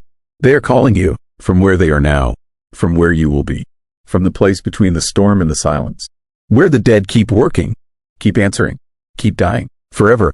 Story 8, Sound Beneath the Ice. I heard my daughter screaming from beneath the ice 3 months after we buried her, and that was just the beginning of the nightmare that would consume everything I thought I knew about death and the frozen lake that held secrets darker than any grave. My name is Robert Hayes, and I need to tell you what happened in Millbrook, Wisconsin, before someone else tries to move there, before another family makes the same horrifying mistake we did. This is not a story about grief playing tricks on a broken mind. This is about something real, something ancient, something that lives beneath the ice of Harper Lake and uses the voices of the dead to call the living down into darkness. We moved to Millbrook in October, chasing the dream of small-town life that so many city families fantasize about. I had landed a remote job that let us leave Chicago behind. and my wife Sarah convinced me that raising our daughter Emma somewhere quiet would be good for all of us. Millbrook seemed perfect. Population 800. One main street. A beautiful lake that locals said froze solid every winter, thick enough to drive trucks across.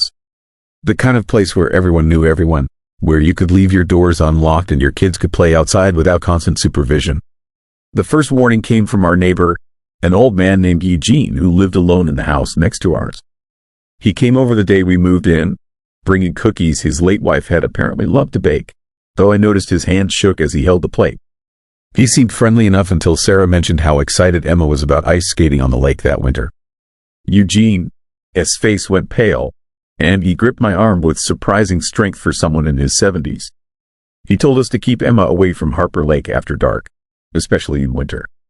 He would not explain why, just kept repeating that we needed to promise him, needed to swear we would never let our daughter near that ice once the sun went down. Sarah and I exchanged glances, uncomfortable with this creepy old man acting like we could not parent our own child. We thanked him for the cookies and shut the door, laughing nervously about small-town weirdos who probably watched too many horror movies. Emma died on December 15th. She was 9 years old. It happened fast, an aggressive cancer that took her from diagnosis to death in 6 brutal weeks. One day she complained about being tired. 2 weeks later, she could barely get out of bed. 4 weeks after that, she was gone. The horror of watching your child die by inches, of seeing the light fade from their eyes while you stand helpless, is something that breaks you in ways that never heal. Sarah and I moved through the memorial service like ghosts ourselves, accepting casseroles and condolences from neighbors who had barely known our daughter, burying her in the Millbrook Cemetery while snow fell silent as prayer. The sound started 3 weeks later, in early January when the temperature plunged below zero and Harper Lake froze solid for the season. I heard them the first night, around 2 in the morning, pulling me from the shallow sleep that had become my only escape from grief. At first, I thought it was wind or ice expanding, the normal creaking sounds you expect from a frozen lake. But then I heard it clearly, a child's voice, faint and distant, calling from somewhere out on the ice. It was calling my name. I sat up in bed, heart hammering, straining to hear over the sound of blood rushing in my ears. Sarah slept beside me, medicated and motionless, and I envied her temporary oblivion. The voice came again, high and sweet and terrifying in its familiarity. It sounded like Emma, not similar to Emma, not reminiscent of Emma. It was Emma's voice, calling for her daddy like she used to when she had nightmares, when she needed me to come check under her bed for monsters. I got out of bed and walked to the window that overlooked the lake. The moon was nearly full, casting silver light across the frozen expanse that stretched a half-mile to the far shore. The ice looked smooth as glass, dusted with snow that glittered like diamonds. Nothing moved out there. No people, no animals, just endless frozen stillness and that voice, that impossible voice, calling my name from somewhere beneath the surface. I told myself I was losing my mind. Grief hallucinations, auditory distortions caused by stress and insomnia and the medications the doctor had prescribed. But the voice persisted, night after night, always between 2 and 4 in the morning, always calling from the ice. Sometimes it sounded like Emma asking me to come play. Sometimes it sounded like she was crying, begging me to help her. Sometimes it was just my name, repeated over and over with increasing desperation, and that was somehow the most disturbing of all. I started researching Harper Lake. The Millbrook Public Library had surprisingly little information, which seemed strange for a town whose entire identity centered around this body of water. I found a few references in old newspapers, brief mentions of drownings and winter accidents going back over a century, but nothing that explained the eerie silence that seemed to surround any serious discussion of the lake itself. When I asked the librarian directly, a middle-aged woman named Patricia, she went quiet and excused herself, leaving me alone with dusty archives and a growing sense that something was very wrong. That night, I decided to investigate. I waited until Sarah took her sleeping pills, then dressed in my warmest clothes and walked down to the lake. The temperature hovered around 10 degrees, cold enough to make my lungs ache, but not the deadly cold that could kill in minutes. The ice looked solid and safe, grooved with tracks from snowmobiles and ice fishing shelters. During the day, Harper Lake was a hub of winter recreation. At night, it was completely deserted. I stood at the edge, listening. For several minutes, nothing happened.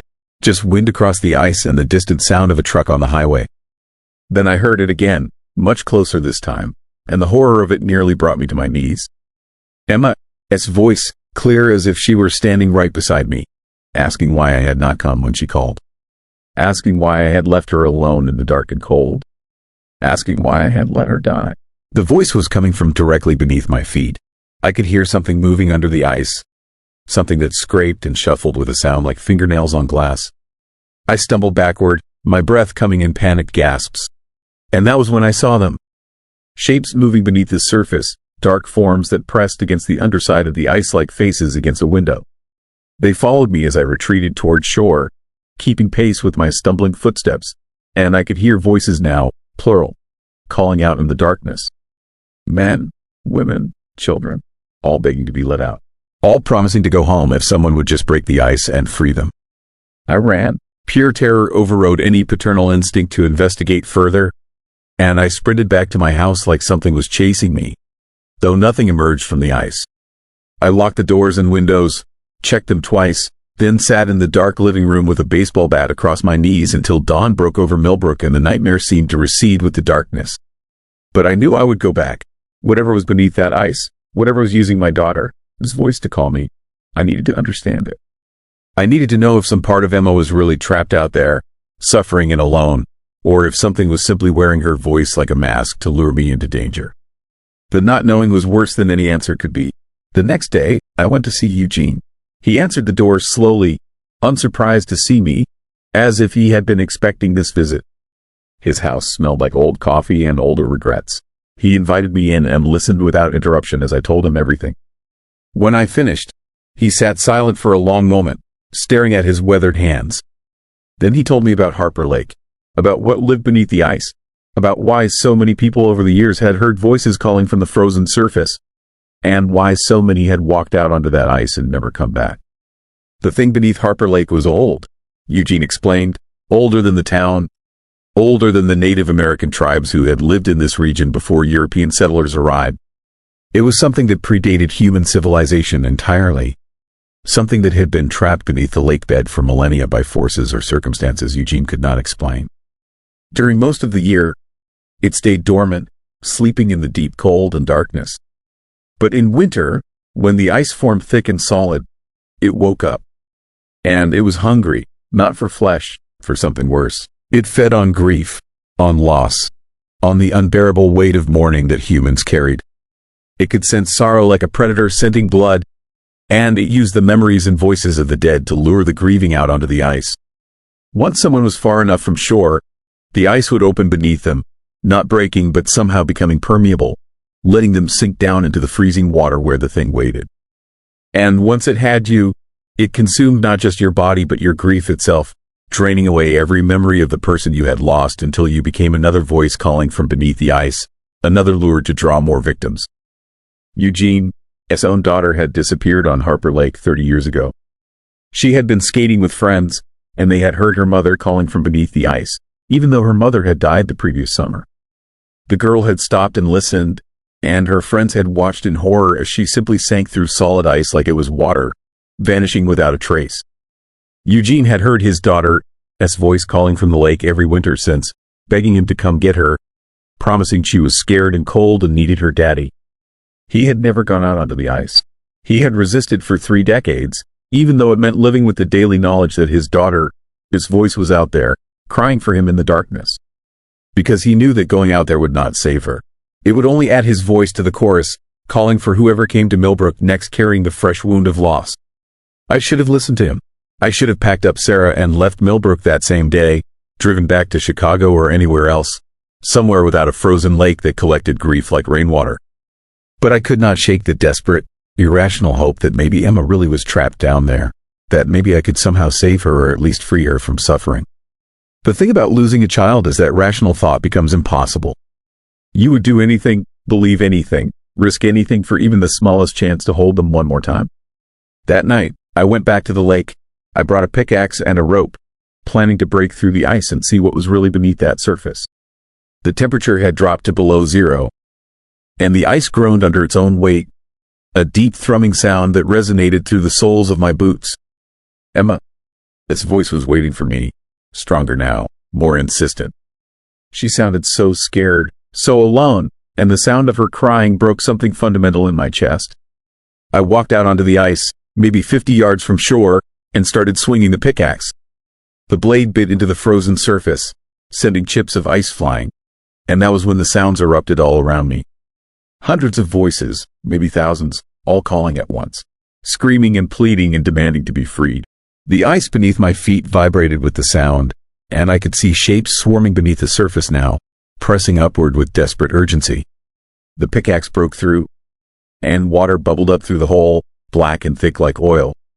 The smell that emerged was indescribable, a stench of decay and despair that made me gag and stumble backward. Something reached up through the hole, a hand that was pale and bloated and wrong, fingers too long and joints bending in impossible directions. It grabbed my ankle with crushing strength. I screamed and swung the pickaxe, striking the hand and severing it at the wrist. The thing did not bleed. It simply withdrew back into the darkness, and the hole sealed itself, the water freezing solid in seconds like it had never been broken. But the severed hand remained, clamped around my ankle, cold and dead and horrifyingly strong. I pried it off finger by finger, fighting hysteria, and threw it away across the ice where it skittered like a crab before disappearing through the surface. That was when I understood the true horror of Harper Lake. The voices were not the dead calling to be freed. They were the thing beneath the ice, using recordings it had absorbed from countless victims, playing them back like a sick mockery of life. Emma was not trapped down there suffering.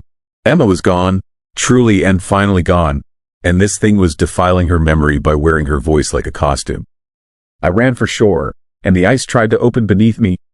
I could feel it becoming soft and yielding, trying to let me sink through, but I was moving too fast, my momentum carrying me forward even as my boots broke through the surface. I reached solid ground and collapsed, gasping and shaking, watching the ice where I had been standing ripple and settle like disturbed water.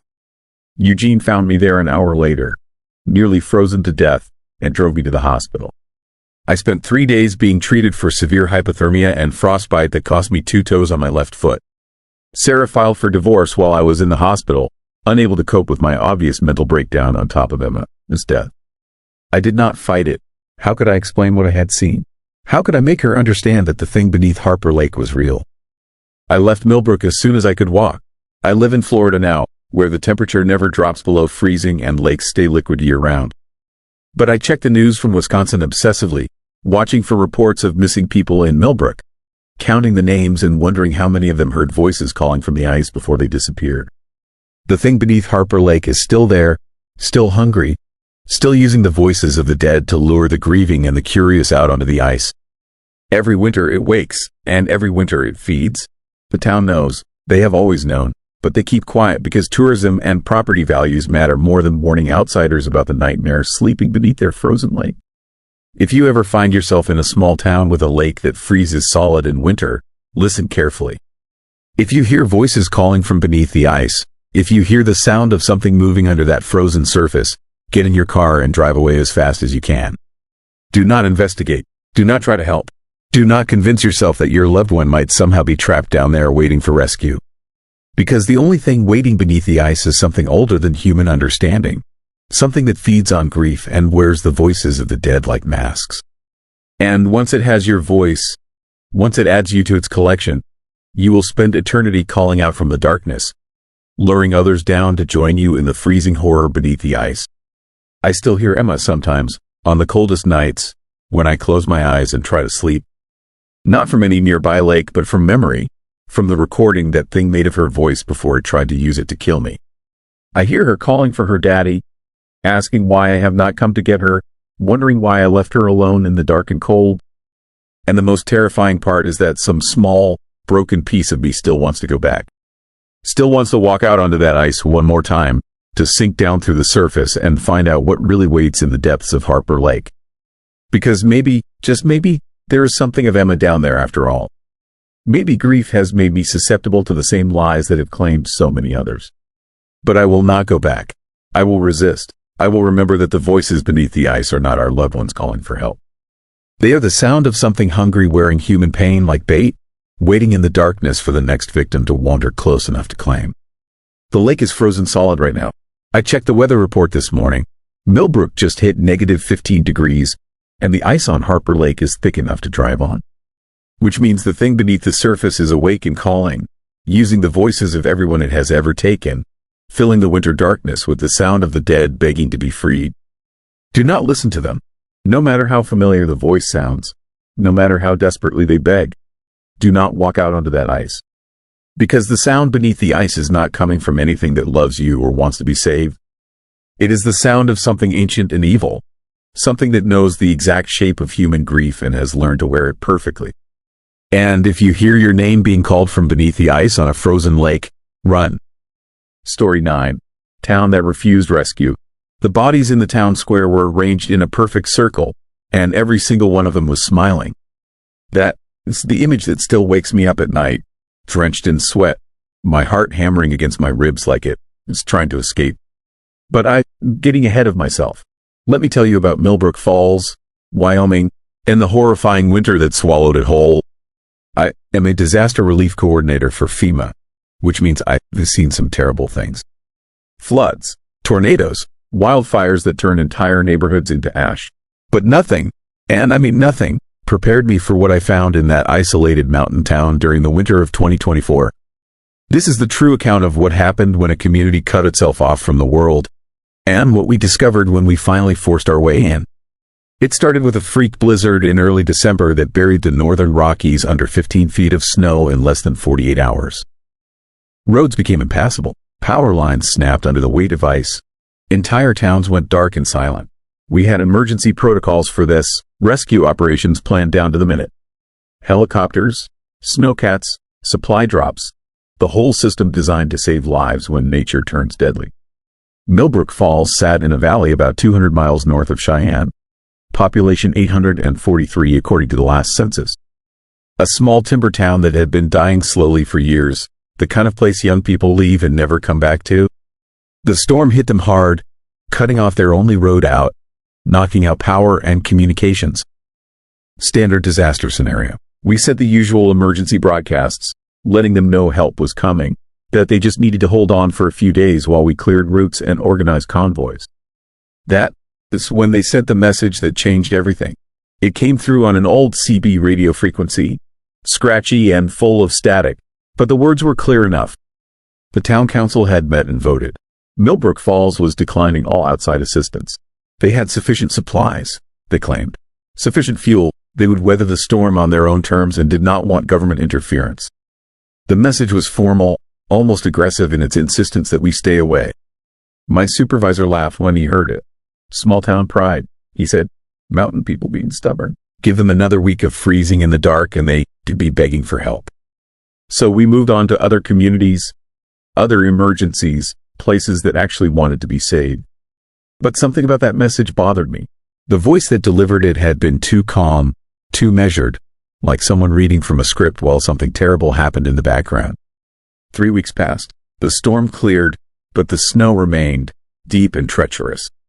We checked in with other isolated communities as roads slowly reopened. Everyone had stories of close calls and hardship, but they survived. Except Millbrook Falls never called back. Every attempt to reach them went unanswered. CB radio, satellite phone, even a police welfare check. Nothing got through. Just silence, eerie and complete. That's when the fear started creeping in. That cold feeling in your gut that tells you something is terribly wrong. The regional director authorized a reconnaissance mission. 2 helicopters, a small team, just to fly over and make sure the town still existed. I volunteered immediately, driven by a disturbing curiosity I couldn't explain. We lifted off on a clear January morning. The landscape below us a blinding white expanse of snow and skeletal trees. The flight took 90 minutes, following the frozen snake of the highway until it disappeared into the mountain valley. That is when we saw Millbrook Falls spread out below us, and everything looked wrong. The town was intact, buildings standing, smoke even rising from a few chimneys. But there were no people visible anywhere. No one clearing snow, no one waving at the sound of our helicopters. Just empty streets and that unsettling smoke drifting up into the gray sky. We circled lower, the pilot, his voice tense in my headset as he pointed out details that made no sense. The town square, the central gathering place, had been completely cleared of snow. Not plowed, but cleared down to the bare ground in a perfect circle about 50 yards across. And in that circle, Shapes were arranged with geometric precision, dark shapes against the pale earth. We couldn't make out details from the air, but I felt my stomach turn over with a horrible certainty about what we were seeing. The landing zone we planned to use, the high school parking lot, was blocked by what looked like deliberately placed vehicles, creating a barrier that prevented us from setting down. Every potential landing site had been similarly obstructed. Someone in Millbrook Falls had actively worked to keep helicopters out. The pilot made the decision to abort, but not before I grabbed the high-resolution camera and took as many photos as I could of that creepy circle in the town square. Back at base, we enhanced the images on computer screens, zooming in on those dark shapes until the truth became horrifyingly clear. Bodies. 27 bodies arranged in a perfect circle, all lying face up, all positioned with their hands folded across their chests like they were sleeping. And even from the aerial photos, you could see it. Every single face was locked in a wide, unnatural smile. The authorities moved fast after that. This wasn't the disaster situation anymore. This was a mass casualty event, possibly a mass murder. State police, FBI, even the National Guard got involved. But the snow was still too deep for ground vehicles, and the helicopter obstruction meant we didn't need to land outside town and hike in. It took 3 more days to organize the operation, 3 days of looking at those photos and trying to understand what could make 27 people lie down in the snow and die smiling. I shouldn't have been included in the entry team. I had no law enforcement or military training, but I'd been the first to see the town, the first to raise the real alarm, and I argued my way onto the manifest by pointing out I knew disaster scenarios better than anyone. The truth was darker. I needed to know. That disturbing need had grown into an obsession, invading my dreams with nightmares of frozen smiles and empty streets. We flew to a ridgeline 2 miles from town and hiked in through snow that came up past our knees. 12 of us, heavily equipped, radios crackling with constant check-ins. The winter forest around us was absolutely silent. No birds, no wind, just the crunch of our boots and our labored breathing. The temperature was well below zero, and even through my layers, I felt the cold seeping into my bones. The first houses appeared through the trees, and that is when we noticed the smell. Even in the freezing air, even through the scarves covering our faces, we could smell it. Decay, not overwhelming, but present, hanging in the air like a promise of what we were about to find. The lead officer signaled for caution, and we approached with weapons drawn, though what we expected to shoot remained unclear. Main Street looked like a movie set, perfectly preserved but completely abandoned. Store windows were intact. Christmas decorations still hung from lampposts. A pickup truck sat in the middle of the road, driver, its door hanging open, snow piled on the seat. But no people, no bodies in the streets, just that terrible absence, that void where life should have been. We split into teams, clearing buildings one by one, and that is when the true horror revealed itself in fragments, in terrible discoveries that built into a nightmare I still can to fully process. The diner had 5 people inside, all slumped at their tables like they'd fallen asleep mid-meal. The food was still on their plates, frozen solid now, and their faces wore those same impossibly wide smiles. In the hardware store, we found the owner behind the counter, standing upright, frozen in place, hands gripping the register, smiling at nothing. Every building told the same chilling story. People had died where they stood, where they sat, where they slept. Died quickly and seemingly without struggle, and every single one of them was smiling. Not grimaces of pain, not the rictus of rigor mortis. Genuine smiles, wide and joyful, as if their last moments had been filled with unspeakable happiness. The town square was worse. Up close, those 27 bodies took on a ritualistic quality that made my skin crawl. They'd been arranged by height, creating a perfect gradient around the circle. All adults, ranging from maybe 20 years old to 70. Their clothes were formal, Sunday best, like they dressed up for the occasion of their own deaths. And between each body, carved into the frozen ground, were symbols I didn't recognize. Geometric patterns that hurt to look at, angles that seemed wrong, as if they existed in more dimensions than my eyes could properly see. The FBI agent in charge was a woman named Torres, and I watched the color drain from her face as she studied those symbols. She'd seen something like them before, she said quietly, in a case involving a doomsday cult in Oregon 15 years earlier. A group that believed in transcendence through collective consciousness, in leaving the physical world behind for something greater. That cult had ended in a mass suicide too. But they used poison. This was something else. We found the message in the town hall, written across every wall in neat, precise handwriting. Hundreds of repetitions of the same phrase, over and over, covering every available surface. We heard the call. We answered. We are free. The handwriting varied. Dozens of different people had contributed to this disturbing mural, but the message was identical. Whatever had happened in Millbrook Falls, the entire town had participated willingly. The radio station gave us more pieces of the puzzle, more fragments of this terrifying truth. The DJ booth had been converted into some kind of transmission center, with equipment I'd never seen before. Strange modifications to the broadcast system that turned the radio tower into something else, something that shouldn't have been possible with civilian technology. And on the computer, we found logs. Transmission logs showing that the station had been broadcasting constantly since the storm hit, sending out a signal on frequencies that didn't officially exist.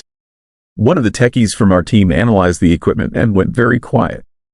The modifications, he said, could theoretically produce infrasound waves, frequencies below human hearing that can affect brain function, induce fear, even influence mood and behavior. But the settings here were extreme, pushed far beyond safety limits, calibrated to do something specific to anyone within range. Someone in Millbrook Falls had turned their radio station into a weapon, or a tool, or something worse. The town's only doctor had left detailed notes in his office, and reading them was like watching someone's sanity dissolve on paper. The entries started normal, concerned about the storm and supplies. Then, 3 days in, the tone shifted. He wrote about hearing something beautiful in the static, a pattern in the white noise that revealed profound truths. He wrote about sharing this discovery with others, about how quickly the understanding spread once people really listened. His final entry was just one sentence, written in a hand that shook with what I desperately wanted to believe was fear but looked more like ecstasy. The frequency is God, and God is calling us home. We found the source in the church basement, and I wish to this day that we turned back before opening that door. The basement had been converted into a makeshift laboratory. All the town's technical equipment cannibalized and reassembled into a device that dominated the space. Wires, circuit boards, speakers, all connected to what looked like a massive antenna system that ran up through the church walls and into the steeple above.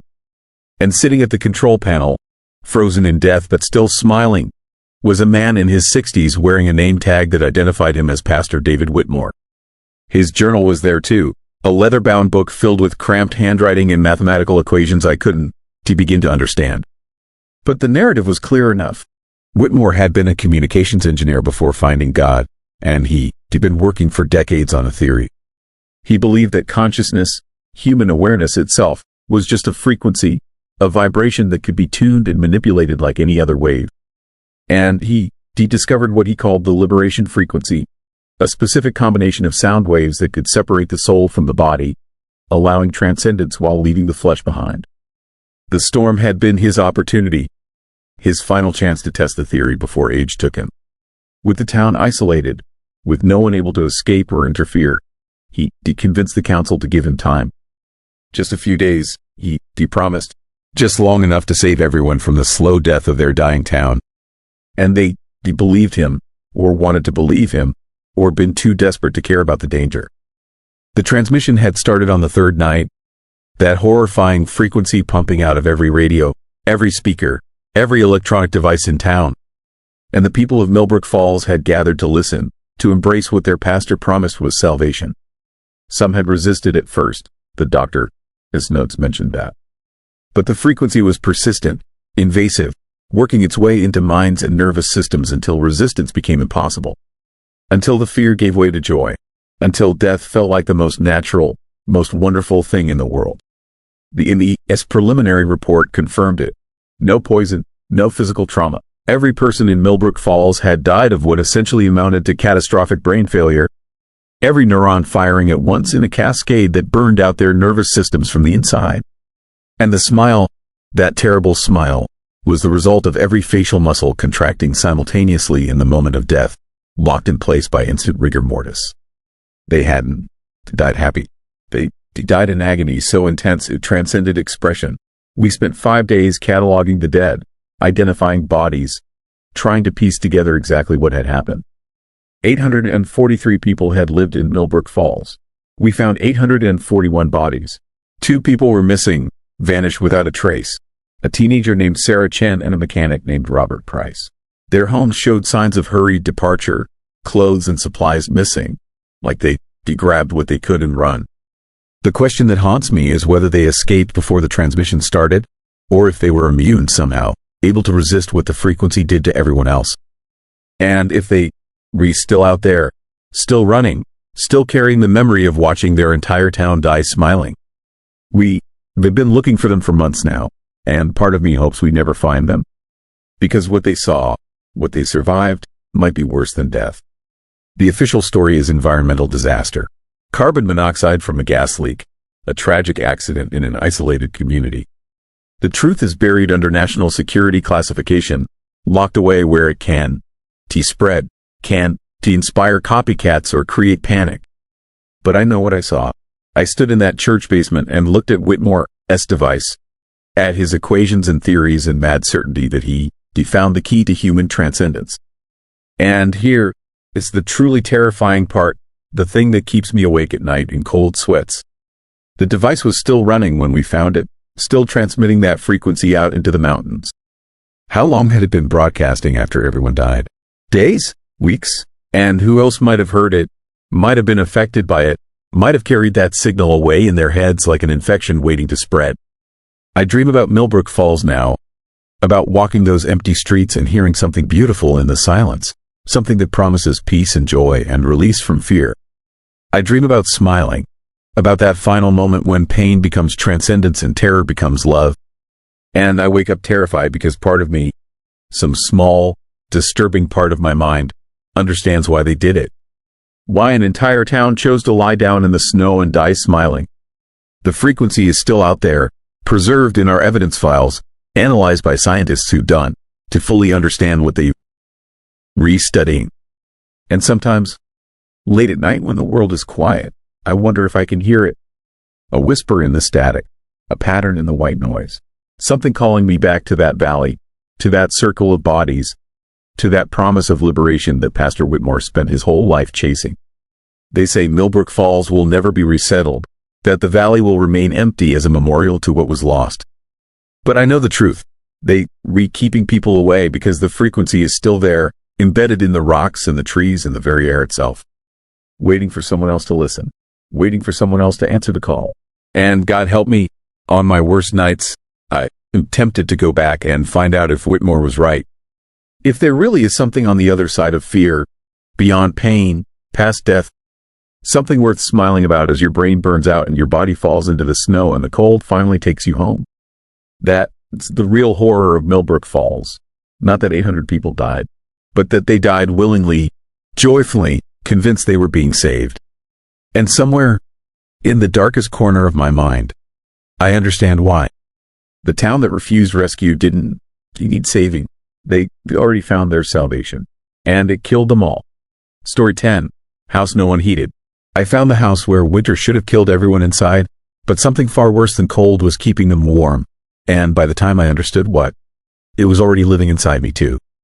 My name is David Garrett, and I used to work as an energy auditor for homes across rural Pennsylvania. It was boring work, mostly helping old farmhouses improve their insulation and checking heating systems before winter hit. But in November of last year, I got a call that would change everything I thought I understood about the laws of nature and the things that can live inside the walls of a home. The call came from a woman named Ruth Hendricks, and she was crying so hard I could barely make out what she was saying. Something about her sister, this house in a town called Ashton Mills. Something about the cold and the heat and things that did not make sense. She begged me to come look at the property, said she would pay double my usual rate, and the desperation in her voice made it impossible to refuse. Ashton Mills sat 2 hours north of Pittsburgh, tucked into the Allegheny Mountains like a secret someone had tried to bury and forget. Population maybe 300 on a good day. The kind of place where the post office closed at noon and the only gas station still had pumps from the 1970s. I drove through town on a gray afternoon when the temperature hovered just above freezing, watching empty porches and dark windows slide past my truck. The place felt abandoned even though I could see cars in driveways and smoke rising from a few chimneys. It felt like a town holding its breath, waiting for something terrible to finish happening. Ruth met me at the edge of town, standing beside a rusted pickup truck and looking like she had not slept in weeks. She was maybe 50 years old, thin and worn down by something heavier than age. Her eyes kept darting toward the north end of town, toward a house I could see sitting alone on a hill about a quarter-mile away. Even from that distance, the place looked wrong. It was a two-story Victorian, paint peeling and shutters hanging crooked. But that was not what made my skin crawl. It was the air around it. The way the light seemed dimmer near that house, like the building was casting a shadow larger than its physical form. Ruth told me her sister Margaret had lived in that house for 30 years with her husband Frank. They had raised 3 kids there, and after the kids moved away, they had stayed on, 2 old people rattling around in too much space. Then Frank died last February, and Margaret started acting strange. She stopped heating the house, just turned off the furnace completely and refused to turn it back on, even as temperatures dropped below zero and snow piled up against the windows. Ruth had visited in March and found the house warm as summer inside. No fire in the fireplace, no space heaters, no electric blankets. Just warmth, comfortable and constant, with no visible source. Margaret claimed the house was taking care of her, that it loved her and was keeping her safe. Ruth thought her sister had lost her mind from grief and loneliness, but when she tried to convince Margaret to turn the heat back on or come stay with her, Margaret had become violent. Screaming, clawing at Ruth's face, begging her to leave before the house got angry. Ruth had driven away bleeding and terrified, and she had not gone back until 2 days ago when the neighbors called to say they had not seen Margaret in weeks. Ruth had found her sister in the upstairs bedroom, alive but wrong. Margaret sat in a rocking chair facing the window, skin pale as paper, eyes open but not seeing anything.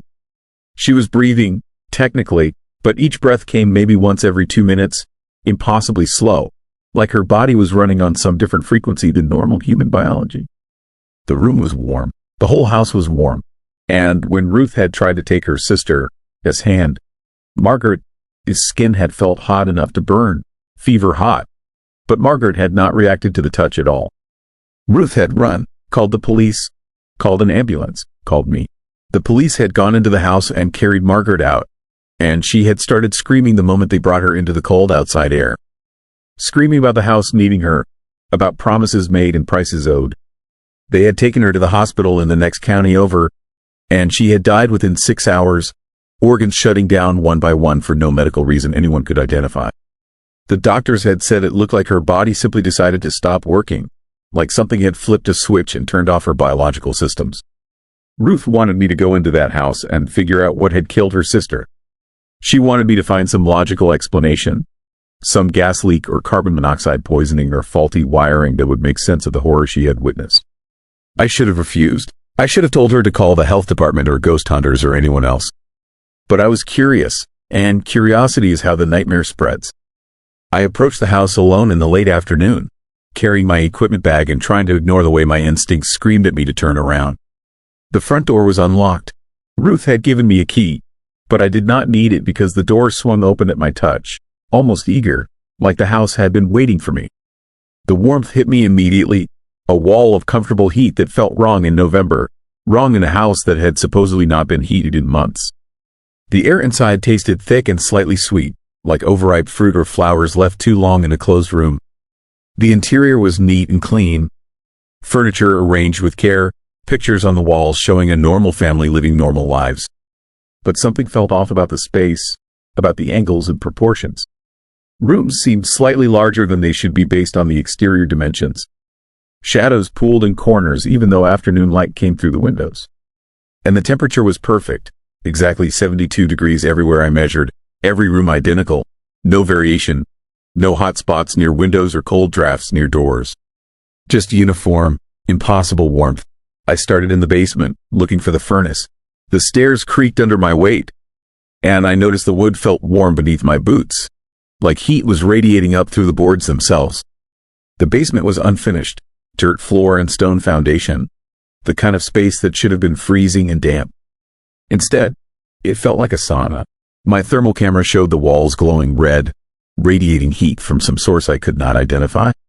The furnace sat in the corner, cold and dusty, clearly unused for months just like Ruth had said. No pilot light, no gas line connected, no oil tank, nothing that could generate the heat I was feeling. I knelt and touched the dirt floor, and it felt warm. Not surface warm from some heating element, but deep warm, like the earth itself was heated from within. I dug down a few inches with my hands and found the soil hot enough to make me pull back, almost burning. Something beneath this house was generating incredible amounts of thermal energy, and I had no idea what it could be. That was when I heard the sound, a low thrumming, barely audible, like a heartbeat or distant machinery. It seemed to come from everywhere and nowhere, vibrating through the walls and floor in my own chest. I stood up quickly, suddenly aware of how alone I was, how isolated this house felt despite being within view of town. The sound grew louder as I listened, developing a rhythm that felt organic and alive. And I realized with creeping horror that the house was breathing. The walls were expanding and contracting slightly, the floor rising and falling in time with that deep thrumming pulse. I should have left then. Every survival instinct I possessed was screaming at me to get out, to run back to my truck and never look at this place again. But I needed to understand. I needed to know what could make a house breathe, what could generate heat without any mechanical system, what had killed Margaret Hendricks from the inside out. I climbed back upstairs and made my way to the second floor, to the bedroom where Ruth had found her sister. The door stood open, and the warmth intensified as I approached, heat rolling out of that room in waves. Inside, the rocking chair sat facing the window exactly as Ruth had described, and the window itself showed a view of Ashton Mills spread out below, gray and lifeless and small. I stepped into the room, and the door swung shut behind me with a soft click that sounded deliberate and final. The walls in this room were different, discolored in strange patterns, dark stains spreading across the old wallpaper in shapes that looked almost like veins or root systems. I approached one wall and touched it gently, and the surface felt soft. Not like wood and plaster, like skin, like something living and warm and responsive to touch. The wall pulsed beneath my hand, and I yanked back in revulsion, but it was too late. I had felt it. I had felt the house feeling me back. That was when I found Margaret's journal. It sat on the nightstand beside the rocking chair, leather-bound and filled with cramped handwriting that grew increasingly erratic toward the end. I opened it and started reading, and what I found there made my blood run cold despite the oppressive heat. Margaret wrote about the loneliness after Frank died, about the silence that filled the house like something physical and suffocating, about crying herself to sleep in the empty bed and wishing she could die too rather than face another day alone. Then she wrote about the night the house started talking to her, not in words, in feelings, in warmth, in comfort that wrapped around her like arms and held her while she grieved. The house offered her a deal. It would take care of her, keep her warm and safe and never alone. All she had to do was feed it, not with food, but with heat, with her own body heat, with the thermal energy that human bodies constantly generate and radiate. Margaret had agreed, desperate and broken and willing to accept any comfort offered. She had turned off the furnace and let the house begin feeding on her warmth, and in return, the house had amplified and returned that heat, creating a closed loop of energy that sustained them both. But the house was hungry. It wanted more than just ambient body heat. It wanted Margaret to give everything, to burn through her own biological processes and convert her entire life force into thermal energy. And Margaret had agreed to that too, sitting in her rocking chair and slowly burning herself out from the inside, organs working overtime to generate heat, body temperature rising degree by degree until she was living fire wrapped in human skin. The journal ended with a final entry written in handwriting so shaky I could barely read it. Margaret wrote that she finally understood what the house really was. Not a building, but something older, something that had learned to mimic the form of human habitation and use it to trap prey. She wrote that every town had one, houses that fed on loneliness and grief and isolation, converting human suffering into the energy they needed to stay warm and alive. She wrote that she was happy to feed it, happy to burn, because being consumed by the house hurt less than being alone. I dropped the journal and backed away from the rocking chair, and that was when I noticed the temperature rising. The room was getting hotter, heat building to unbearable levels, and I realized the house was trying to do to me what it had done to Margaret. It was trying to make me stay, trying to trap me in this room and slowly cook me alive, feeding on my body heat while my organs worked themselves to death trying to cool me down. I ran for the door, but it would not open. The handle burned my hand, metal heated to scalding temperatures, and the wood had swollen in its frame, sealed tight. I threw my shoulder against it and screamed with pain as my skin touched the superheated surface. The walls were glowing now, literally glowing with heat, and I could smell my own hair starting to singe. The house thrummed louder, excited, hungry, pulling thermal energy from my body and amplifying it and pushing it back into the room in a feedback loop that would kill me in minutes. I grabbed the rocking chair and hurled it through the window. Glass exploded outward, and freezing November air rushed in like salvation. The house screamed.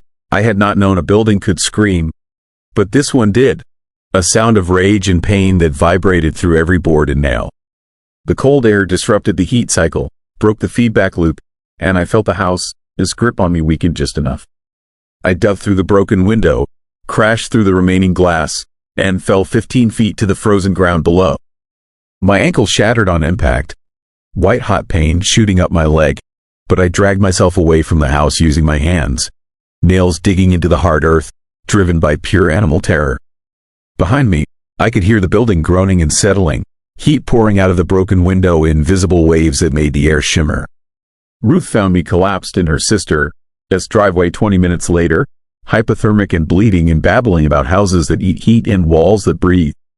She got me to the hospital, where doctors treated me for severe burns, a broken ankle, and exposure. I told them I had fallen through rotting floorboards. I told them the heat had come from a gas leak. I did not tell them the truth because the truth would have gotten me committed to a psychiatric ward. But here's what I know now, what I learned from Margaret's journal and my own horrifying experience. These houses exist in every isolated town and rural area across America. They look normal from the outside, just old buildings that need maintenance and care. But they are alive in ways we do not understand. Parasitic organisms that have learned to mimic human architecture and use our own need for shelter and warmth against us. They feed on loneliness, on isolation, on the desperate human need to not be alone. They offer comfort and warmth and safety, and in return, they consume us slowly, burning through our lives to sustain themselves. The house in Ashton Knoll still stands. I drove past it last week, unable to stay away despite the nightmares that wake me screaming every night. The broken window has been repaired. Smoke rises from the chimney even though I know there is no fire burning inside. And I saw someone in the upstairs window, a woman sitting in a rocking chair, face pale and eyes vacant, feeding the house that is slowly consuming her from within. I have burns on my hands and shoulder that will never fully heal, scars from where my skin touched those superheated surfaces. But worse are the internal burns, the ones that do not show up on medical scans. Because part of me stayed in that house. Part of me is still there, trapped in the warmth, and on the coldest nights I can feel it calling me back. Promising comfort, promising I will never be cold or alone again. Promising that if I just come inside and sit in that chair, everything will be okay. The most terrifying thing is that I want to go back. Part of me misses that warmth, that sense of being held and comforted by something larger than myself. Human beings are not meant to be alone, and the house knew that, used that, weaponized our basic need for connection into a trap that burns us alive while we smile and rock in chairs and slowly turn ourselves into fuel. If you ever find yourself in a small town, in an isolated area, and you see a house that never seems cold in winter, a house where no smoke rises from the chimney but warmth radiates from every window, do not go inside. Do not accept the comfort it offers, because the house that needs no heating is not a miracle of engineering or a mystery of science.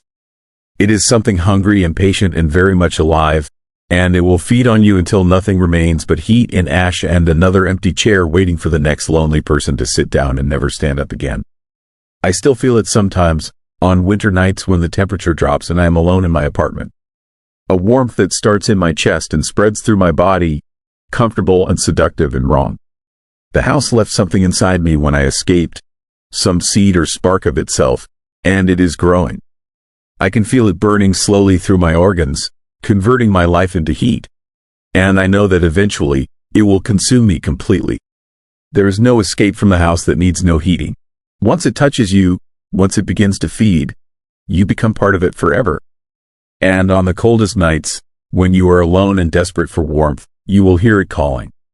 Promising shelter, promising comfort, promising that if you just come inside, you will never be cold again. The house is always warm. The house is always waiting. And somewhere inside those walls, Margaret Hendricks is still rocking in her chair, burning bright, keeping the house fed and happy and alive.